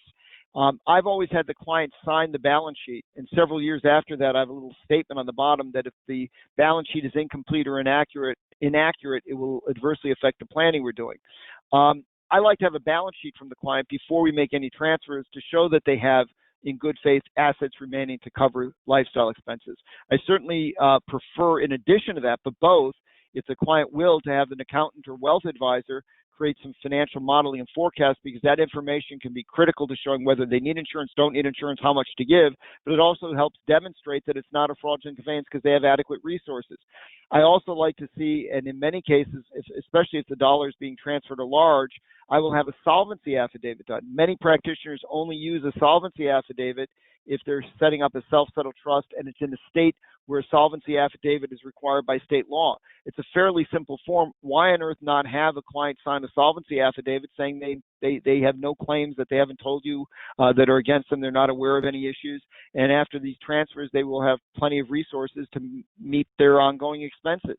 It's a great way to help the client protect the client, because if they do all these things at the time that they're making the transfers, it's much more difficult, I would think, for a creditor to argue that that wasn't the case. Another step to consider, which I like to do for large transfers, many clients will do it, some refuse, and I document that, is I recommend that they have lien and judgment searches done. And in fact, what we've done is we used to run those ourselves, but the cost of doing that and the nature of what it was, we have now changed and hire a large regional accounting firm that has a forensic division, and for a fairly modest cost, they will go out and run lien and judgment searches and do all sorts of other things and issue an actual independent report showing the results that they have. So those are things that you can do to help protect yourself as the practitioner, whatever, not even just as the attorney, the accountant, the financial advisor, whoever you are, to show that the client was not making a fraudulent transfer, and it's very protective for the client. And doing these things after the fact, after a claim arises, to go back and retroactively try to show that you had adequate resources just can't be possibly as compelling as having all this done before the transfers are made. So those are some things to do. Another comment on the bottom of slide 30, but it's not going to work well this year, is what I call a creeping SLAT. But it's certainly a way to get started. So have the client put $1 million in the SLAT today. They're afraid to put more. They're concerned about a potential claim if they're a physician. So wait 3 months. Maybe that claim resolves and they put another $2 million in. It is also that if you make smaller transfers over a period of time, it's maybe optically better than if you make one lump sum of $5 million. No, I put in $1 million over 5 months and I didn't have a claim, and each transfer wasn't a great part of my wealth level. Another thing to do is, if the client appears that they're looking to do a SLAT, not only to use exemption, but that asset protection is a significant motive, maybe you do a non-grantor SLAT, going back to one of our original slides, because the non-grantor SLAT, or slant, or salty SLAT, whatever you want to call it, can provide significant income tax savings, which may further justify the non-asset protection motives of the plan. And for some physicians, we've specifically recommended non-grantor SLATs, because with the current exemption, they're so far below the estate tax level that there is not going to be an estate tax. Now, I don't know in the current environment, when there's proposals that seem potentially possible of getting enacted of $1 million gift exemption, that's an issue. By the way, for physicians and anyone concerned about asset protection, which is probably most of our clients, a $1 million gift exemption would really inhibit the kind of planning that we want to do. So it's important, not just from a tax perspective, but for those wanting asset protection, doing this now while you have these very high $11.58 million exemption in 2020, why not use it? Once that exemption is reduced to a mere $1 million, and if discounts and all sorts of other restrictions are put in place, it's going to be very difficult to shift wealth into protective structures, which they can do with the SLATs now. Let's jump into a new topic and talk about structural considerations. On slide 33, I have the example of a very good point that Teresa brought up earlier. So I'll go through it fairly quickly just to illustrate the point. When you're planning So whether you're the accountant, the attorney, the wealth advisor, the trust officer, at the planning stage, determine if you want to do one SLAT or two. The default typical plan is two non-reciprocal spousal lifetime access trusts, but it's wrong to merely apply that. Jonathan and Teresa discussed this earlier, and they're right. If you have, in Teresa's example, she used $12 million. In the example on slides 33 in the next couple of slides, I have a $16 million estate. So the suggestion here is that each client could put in, money into a non-reciprocal SLAT, but if each put in $4 million and they used up the $8 million they were comfortable giving of their $16 million net worth, if the law changes and the exemption drops to $3.5 million, which has been proposed, each of them have zero exemption left. But if instead one spouse created a SLAT, and here's where the SPAT provision that Jonathan, we'll see if he gets excited, the SPAT provision that Jonathan likes, I knew I'd get a smile out of him. The SPAT provision may make sense. If I set up a trust for my wife and I put $8 million in the trust, I'm going to want a SPAT provision because I want to know I get access to that, because that's a large swath of our wealth and it's a lot of money. But if I put $8 million in and used $8 million in my exemption and the exemption drops to $3.5 million, I have zero exemption, but my wife has $3.5 million left. So we have $3.5 million of exemption under the alternative plan of one SLAT, where the clients, if they did the knee-jerk initial reaction of $4 million each in non-reciprocal SLATs, has zero exemption. So $3.5 million is certainly a lot more than zero, and that may be a better plan. Jonathan, do you think any clients would object to having half the legal fees because they're only getting one trust? Well, Marty, I think this is something that really has to be considered.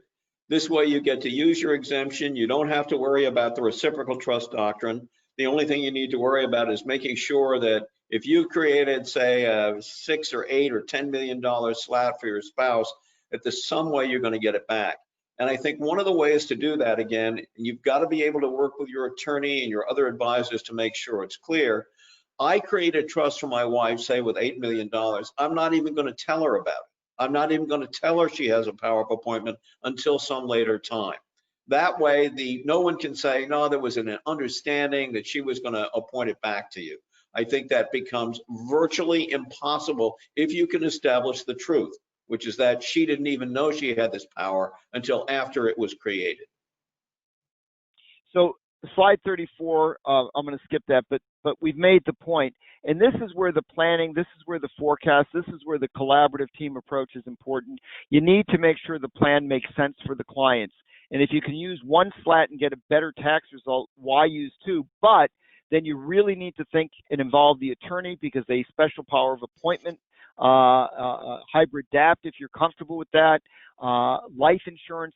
You got to make sure that you address forecasting so that you can see what this looks like down the road. You need the insurance consultant, the wealth advisor, not just the attorney, creating this plan so you have the collaborative input.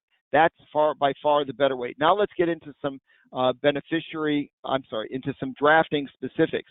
But just before we do, keep in mind, we've talked about a lot of drafting provisions. One SLAT or two. So one trust or two is a structural and drafting provision. Are you going to have a trust protector? Are you going to have an insurance consultant, a trustee, and insurance provisions? We've talked about a lot of the drafting and structural provisions already. Let's talk about some more. Now, one of the things to consider on slide 36, and Jonathan, if you want to jump in, or Teresa, just interrupt me, because people may be getting tired of hearing my voice droning on. You want a broad class of beneficiaries subject to whatever you need to do to differentiate the trust. Because if you have a spray or sprinkle power held by an independent trustee, and you have beneficiaries in different jurisdictions, when the trust becomes irrevocable after death, there could be some good income tax planning benefits. If it's a non-grantor trust, there may be some benefits to paying income out and shifting the income from the trust to the beneficiaries. The NIT tax can be considered. In drafting beneficiaries, you want a floating spouse clause.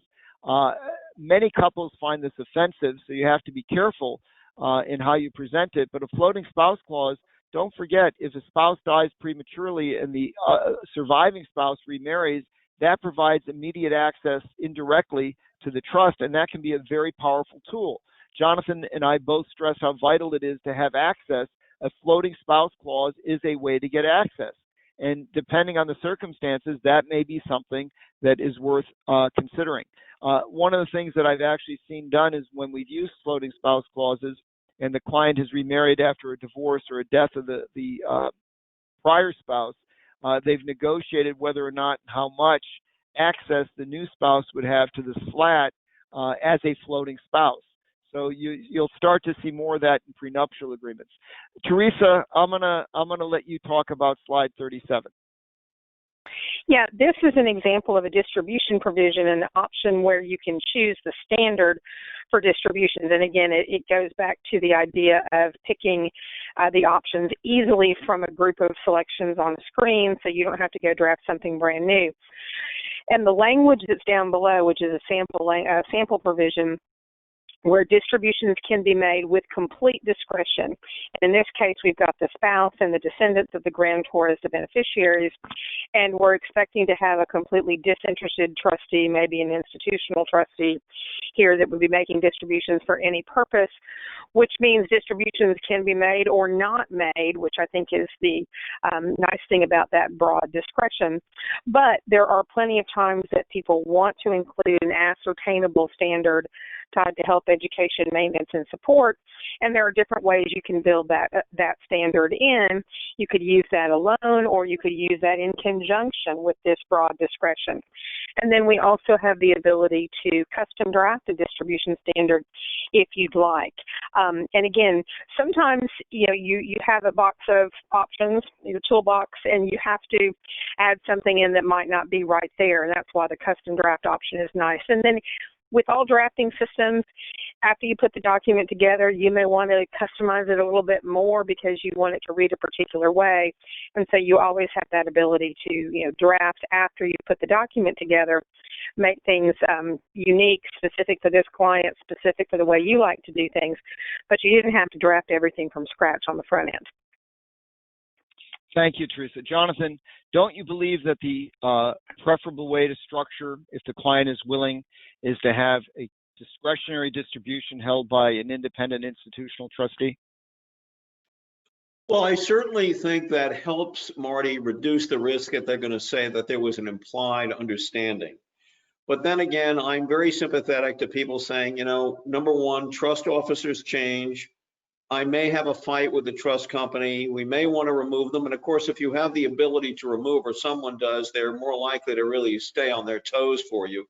But I've in many cases felt that if I have an independent, even though it's a sympathetic person, if you can establish that there was no understanding ahead of time, I think that's a pretty self-deal way to go. But, if you want the most independence, sure, go to a corporate fiduciary. What I have in my SLATs is I have an independent institutional trustee, and they have discretion over all distributions. My feeling was that if I can't convince them that I really need the money, I probably don't need the money.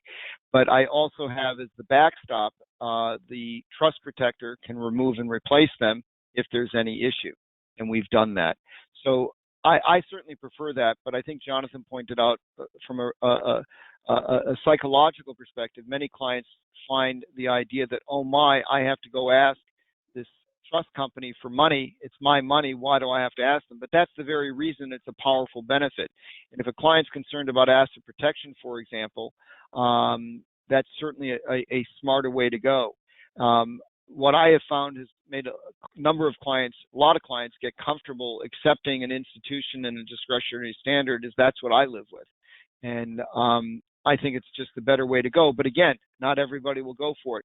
And again, the power of what we're trying to suggest here is that you have lots of options of how you can structure this, the Lego approach. Teresa, slide 38. Oh, yeah.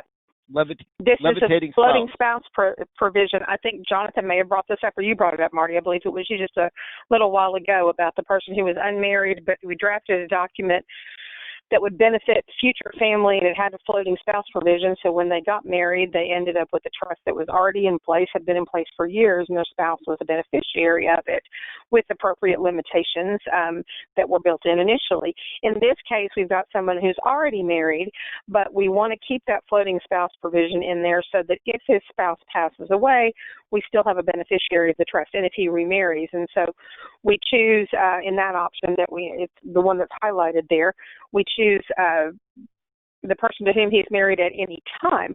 Now, there are other options where you could limit it to the current spouse, but if there's a divorce, then that spouse is no longer a beneficiary, or maybe you keep the spouse as a beneficiary in the event of a divorce and know that's just going to be part of the settlement.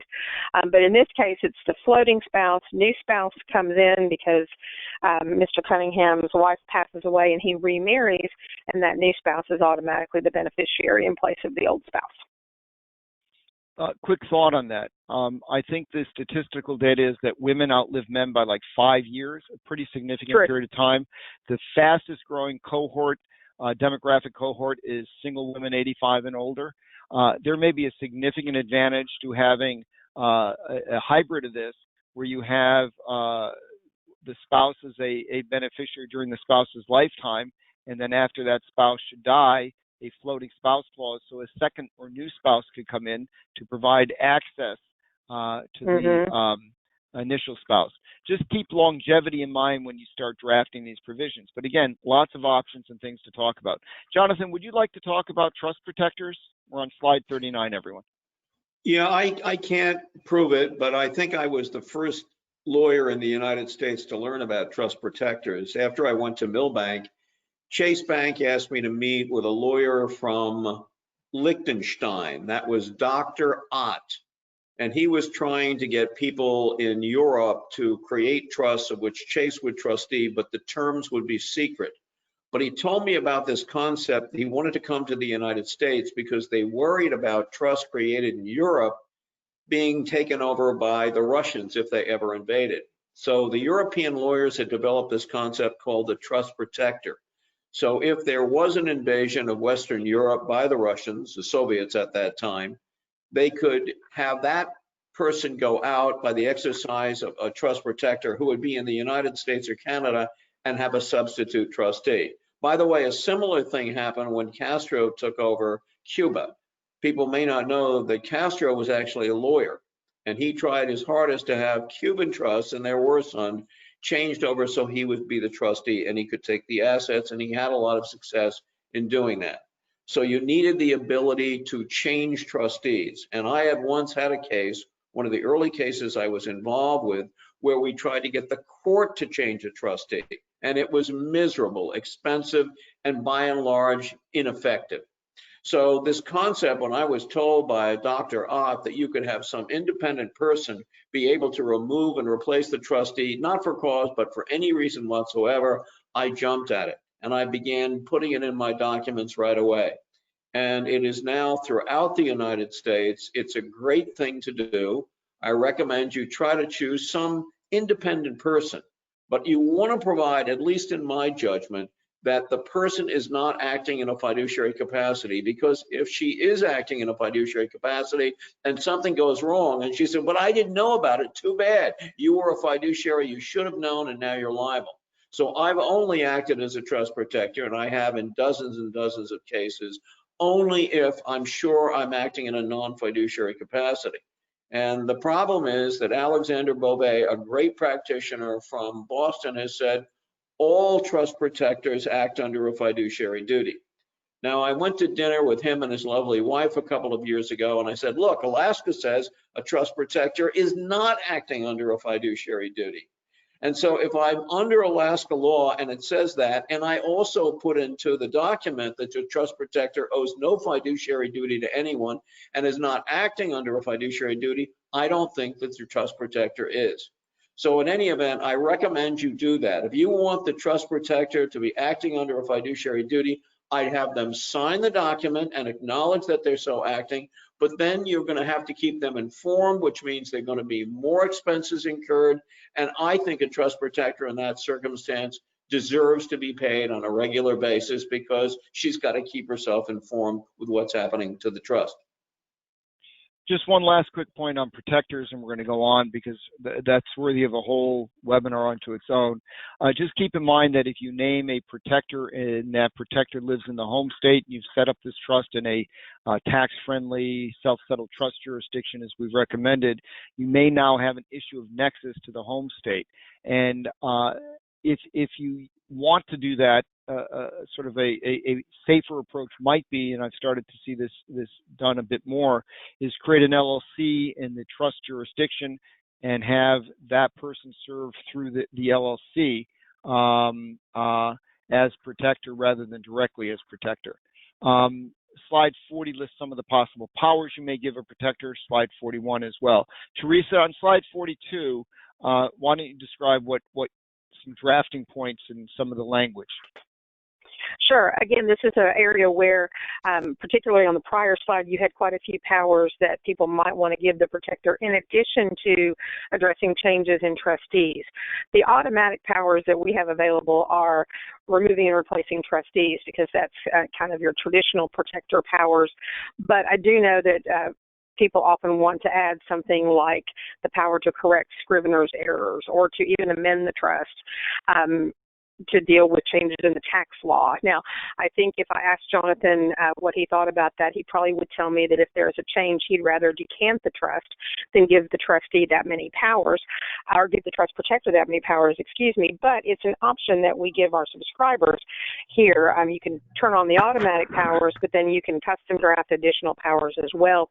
And then we put a warning on the screen just to kind of let you know, here's our thoughts about it. But it's a way to name the protector and give a lot of different powers that you might want to include. And we also let you name a protector by class. For example, you could name a group of people. It could be all of the grantor's descendants acting by majority, or you could just, list a group of 3 different people that are going to be on the protector committee, so to speak. So different ways to approach it.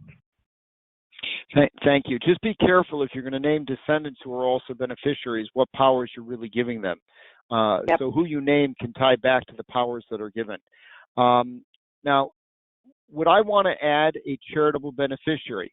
Would I want to give the right for somebody, perhaps in a non-fiduciary capacity, the right to add a charitable beneficiary?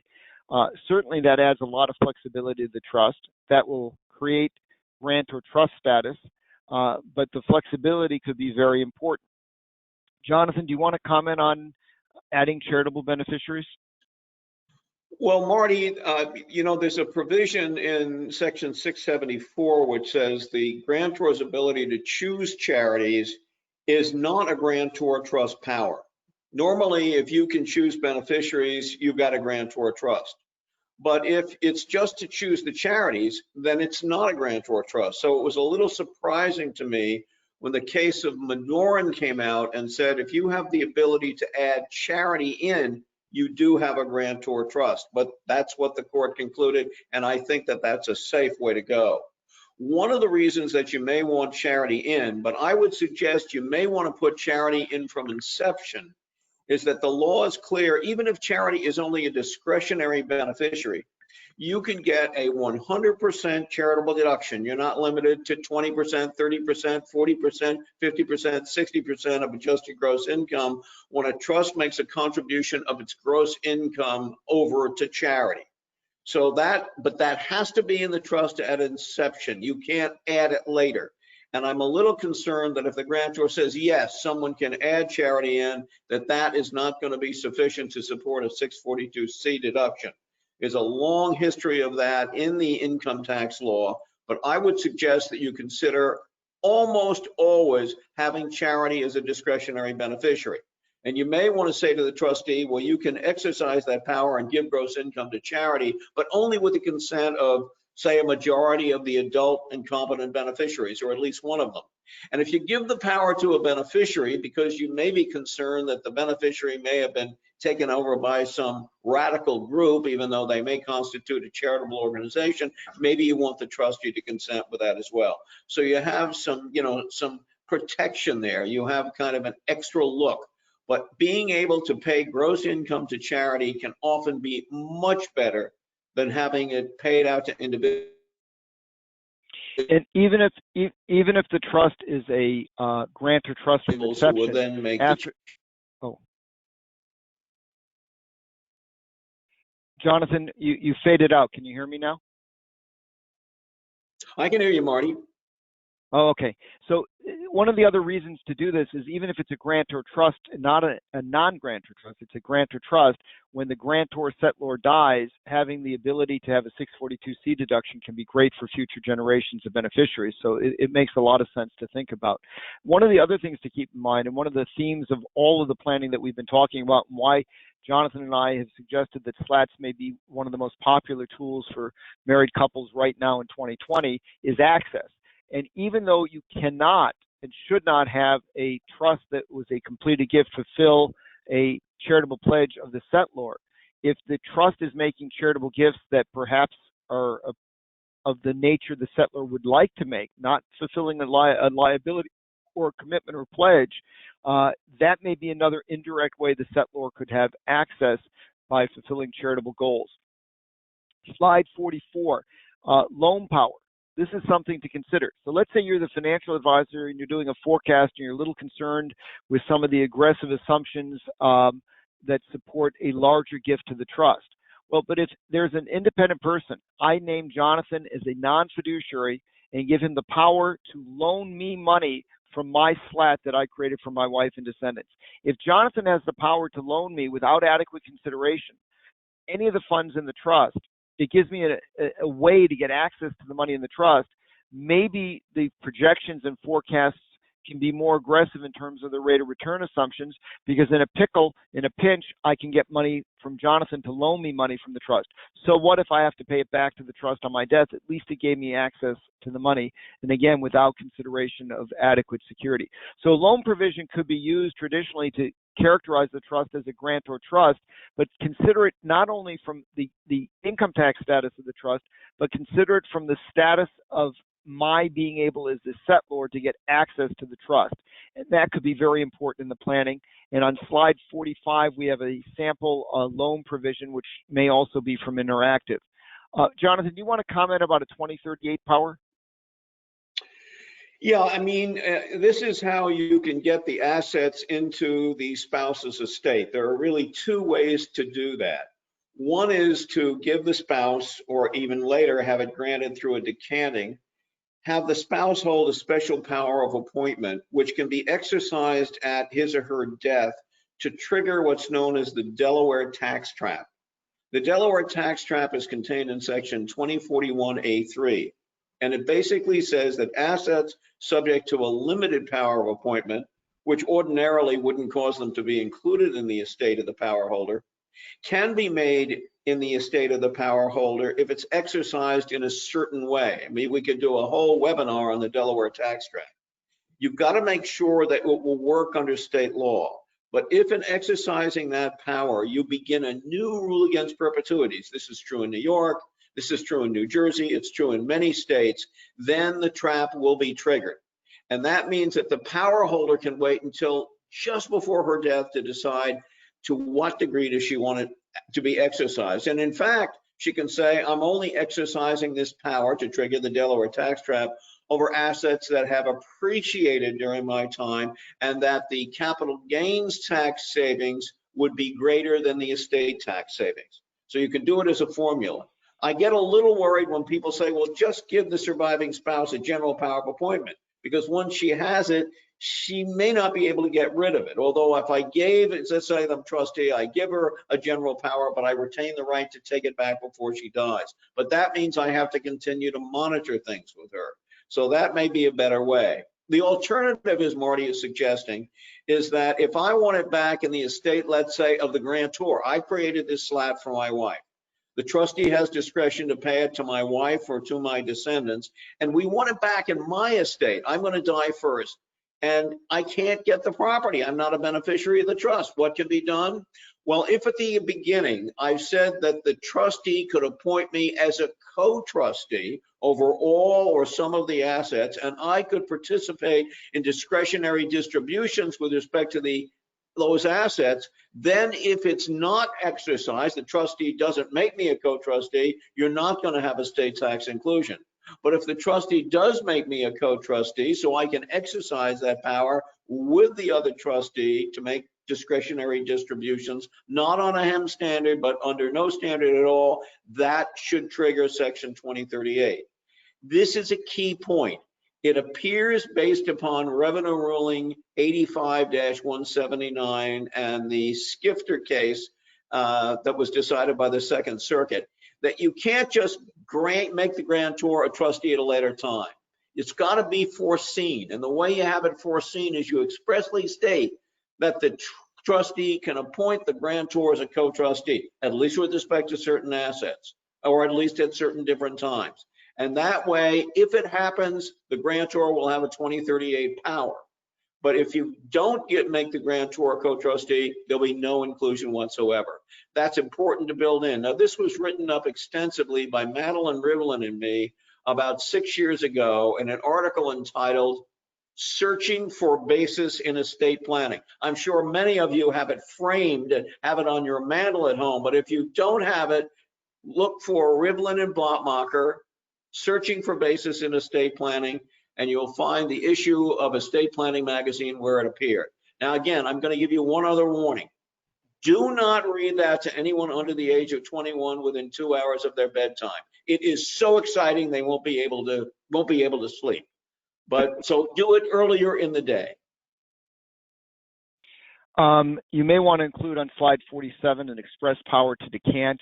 I know Interactive, for example, and probably many drafting software programs include an express power that you can add into each trust and not have to rely on state law. Now, on slide 49, we talk about a swap or substitution power. We've talked about those already and the importance of monitoring them and who's monitoring them, and the potential of having documents and lines of credit lined up ahead of time so that it's feasible to implement. You don't want a client in dire straits, and none of this was planned for. So if you can, consider doing that. Obviously, you can use swap powers to garner basis step up by bringing an appreciated asset back into the estate.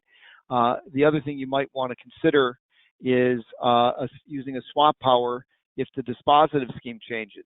So if a client sets up a SLAT, non-reciprocal SLATs, and it holds family business interests, and they want to change which family member is to inherit the business from what's in the trust, they could swap the business interest back into the estate and dispose of it how they choose.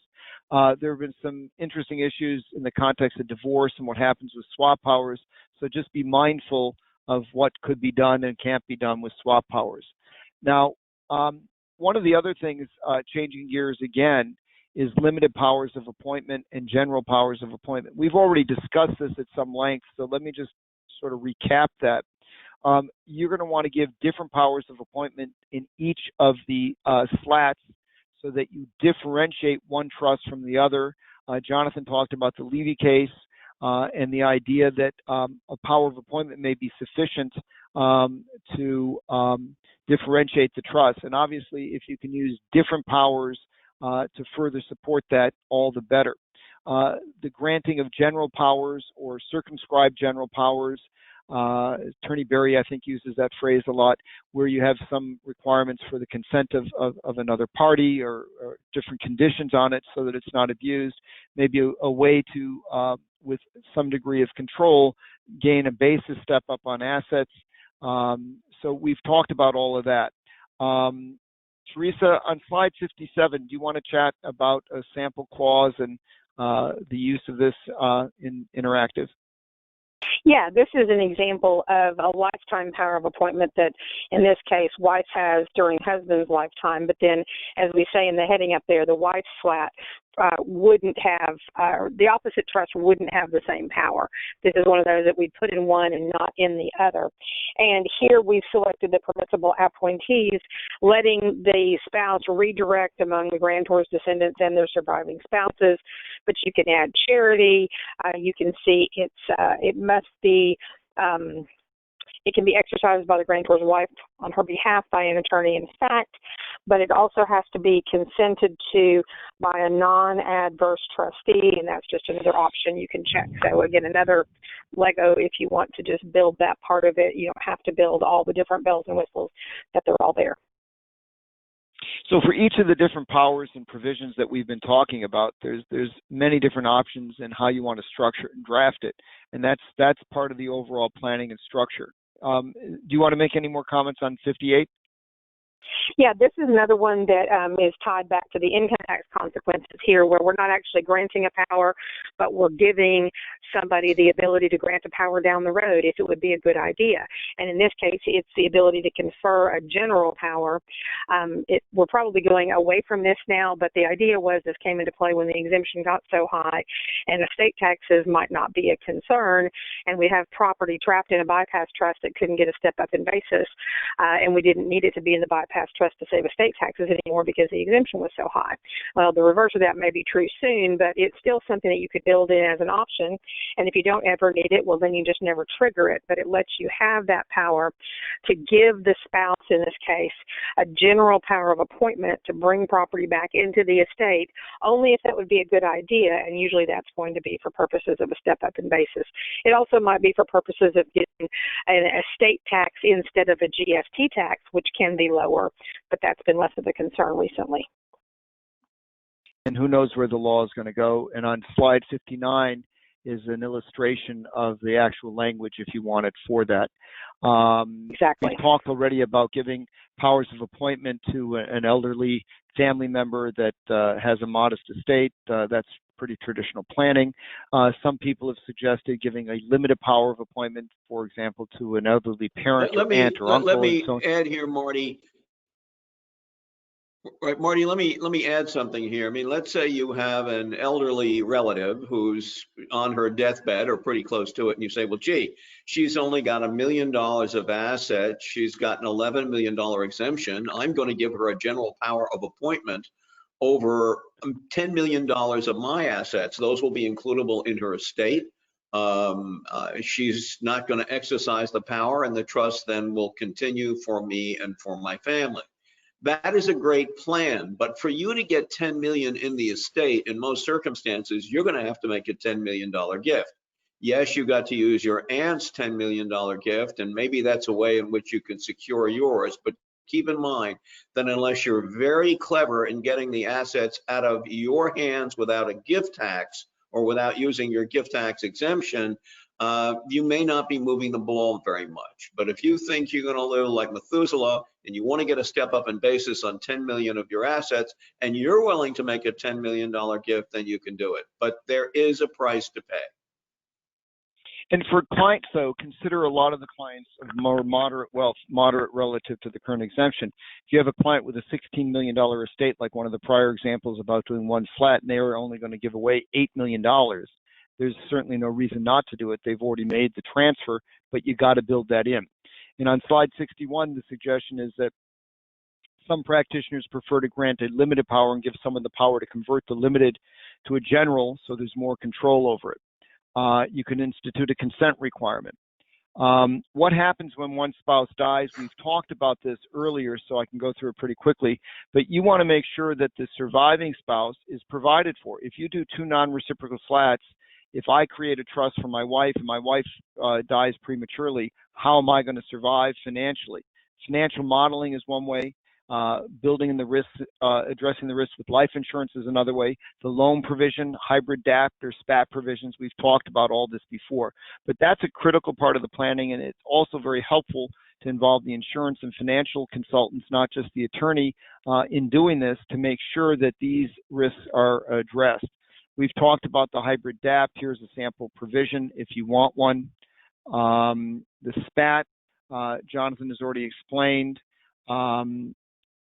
Other ways you can grant access, we've already talked about the loan power, charitable power to add a charitable beneficiary. Again, you cannot discharge a legal obligation of a pledge of the settlor, but if you're making gifts from the SLAT to charity, that may indirectly, in a sense, benefit the settlor because they're not themselves making the benefits. Vacation homes are not uncommonly owned by a SLAT, but you're going to have an LLC own the home before you put it in the SLAT if you have the SLAT in a different jurisdiction. So if you have a vacation home in New Jersey at the shore and your SLAT is in Alaska with a institutional trustee in Alaska. You can't own real estate in a different jurisdiction. Make sure it's in an LLC first. Income tax reimbursement is certainly an excellent way to provide for, if you will, a benefit or to minimize the economic impact on the settlor. One of the issues to be mindful of, and I've seen a lot of bad situations where the reimbursement ends up getting made not only annually. I've seen situations where a trust was inappropriately paying the quarterly tax estimates for the settlor.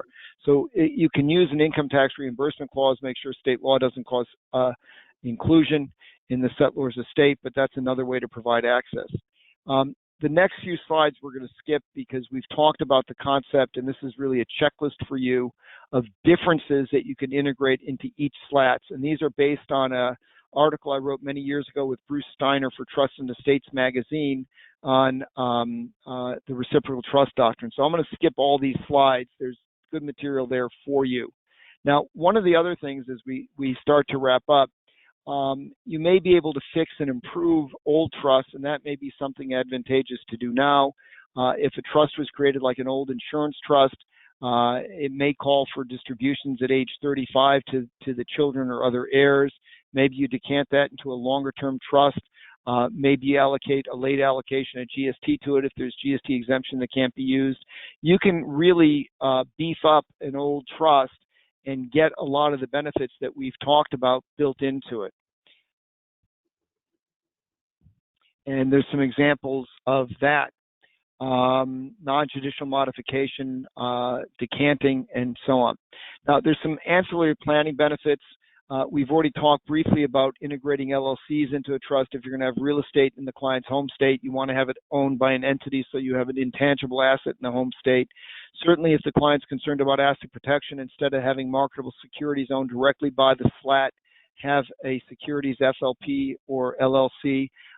It's not necessarily focused on discounts. It could be focused on just providing another layer. So you may have each SLAT own 40% of a family LLC and another trust for the children that's a simple home state trust own 20%. So neither SLAT even has a majority or controlling voting interest. Be mindful of basis adjustment planning. You could have SLATs at the back end of a GRAT with a hybrid DAP provision. Take a look at the power of attorney for the client. If they want to fund gifts and permit the funding of gifts to use exemption, does the power of attorney or the revocable trust permit sufficient planning in terms of the right to transfer sufficient assets to use the remaining exemption? One of the things that gives clients some comfort, if you restrict large gifts, say beyond the annual exclusion, to only gifts to the irrevocable trust or even name the actual SLAT, the client knows that if a agent has a very broad, large gift authority, it has to go to a trust that they've already structured. Jonathan, we're done with our program. I'd like to have maybe Teresa offer any comments or suggestions, and then you, and then I'll wrap up and we'll close. Teresa, why don't you go first? Absolutely. Well, I'm glad that you guys had me sit in on this, because listening in on all this was just a refresher on a lot of different topics, as well as learning some things that I'd probably forgotten just about building these trusts and how many different options there really are, and why you might use different versions in different ways, different options in different ways. I was pleased that we were able to show some examples of using document generation software for those of you who are considering it, because I think it will streamline the drafting process. And as Marty mentioned earlier, it takes away the focus on drafting, puts the focus on planning, which is where you really want to be as you work with your clients. Jonathan, some final comments on Well, SLAT? Marty, I think this was just a jam-packed session. I think everybody now can, on their own handle SLATs very well. Again, I think one of the things I strongly recommend is that if you do SLATs, you need to go to DAP jurisdictions to do them. So if something happens, otherwise you're there. By the way, even if you're confident that you've complied with the tax law, like you've followed the Levy case I mentioned that came out of the tax court on the situation in New Jersey, which is very easy to meet. don't rely on that alone, because if the IRS can show that creditors can get it at state law, it's going to come back in your estate. So even if you don't fall exactly under the tax cases for reciprocal trust doctrine, which is somewhat different from the state law creditor rights one, make sure you comply with the state creditor rights reciprocal trust doctrine as well. So SLATs to me are really one of the common, most useful, practical planning tools that we can use in our practice for married clients and in some cases other clients. There's a whole continuum on which you can create a SLAT. You can start with some fairly inexpensive home state trusts with family member trustees to avoid institutional trustee fees. You can go to the other end of the extreme where you have institutions in one of the DAP jurisdictions, have each trust in a separate DAP jurisdiction. If you're not admitted to practice in those jurisdictions, you're going to get local counsel perhaps to give an opinion to counsel the trust is valid and to review it for those state laws. So there's a whole continuum in terms of complexity and expense. Within that continuum, wherever you are on the continuum, we've gone through scores of different powers of appointment, loan provisions, charitable provisions, and so on and so forth that can be used to differentiate the trust for the reciprocal trust doctrine, and most important, to tailor the trusts so each trust and the trust plan overall works for the client. One of the things that we've stressed is this Lego concept of picking and choosing what works for the clients. Don't fall into the trap of having a sort of default SLAT and that's what you bang out. And that's the beauty of document generation systems, because all of the document generation systems make it much more practical and efficient in terms of time and cost for the client to tailor a SLAT to the specific client's needs. Get a holistic plan, involve the entire planning team, the accountant, the estate planning attorney, the trust officer, the insurance consultant, the wealth advisor. Everybody needs to be involved, and we've talked about the different roles. I've tried to highlight a number of different steps that I didn't want to suggest and didn't suggest are standards of practice, but may very well help protect you, the practitioner, whether you're the attorney, the accountant, or the wealth advisor, from later unhappiness by the client from what was done. I think you should take advantage of as many or all of those if you can. Hopefully all the sample provisions we've given you and all the detailed checklists on differentiating trusts and a lot of the practical advice Jonathan has given will help you in planning and drafting and implementing a SLAT. I know that we spent a good 2+ hours on SLATs, which was a long time on one technique, but our hope was, and I hope we accomplished it, was to give you a lot of practical advice to help you be able to draft and use this very important technique, especially now, because before the election in the end of 2020, this may very well be something you will be doing a lot of. So thank you for joining us. We're going to add some additional materials to the handout bar in terms of some extra articles and a couple sample letters that will hopefully be of help to you. Thank you for joining us, and stay safe.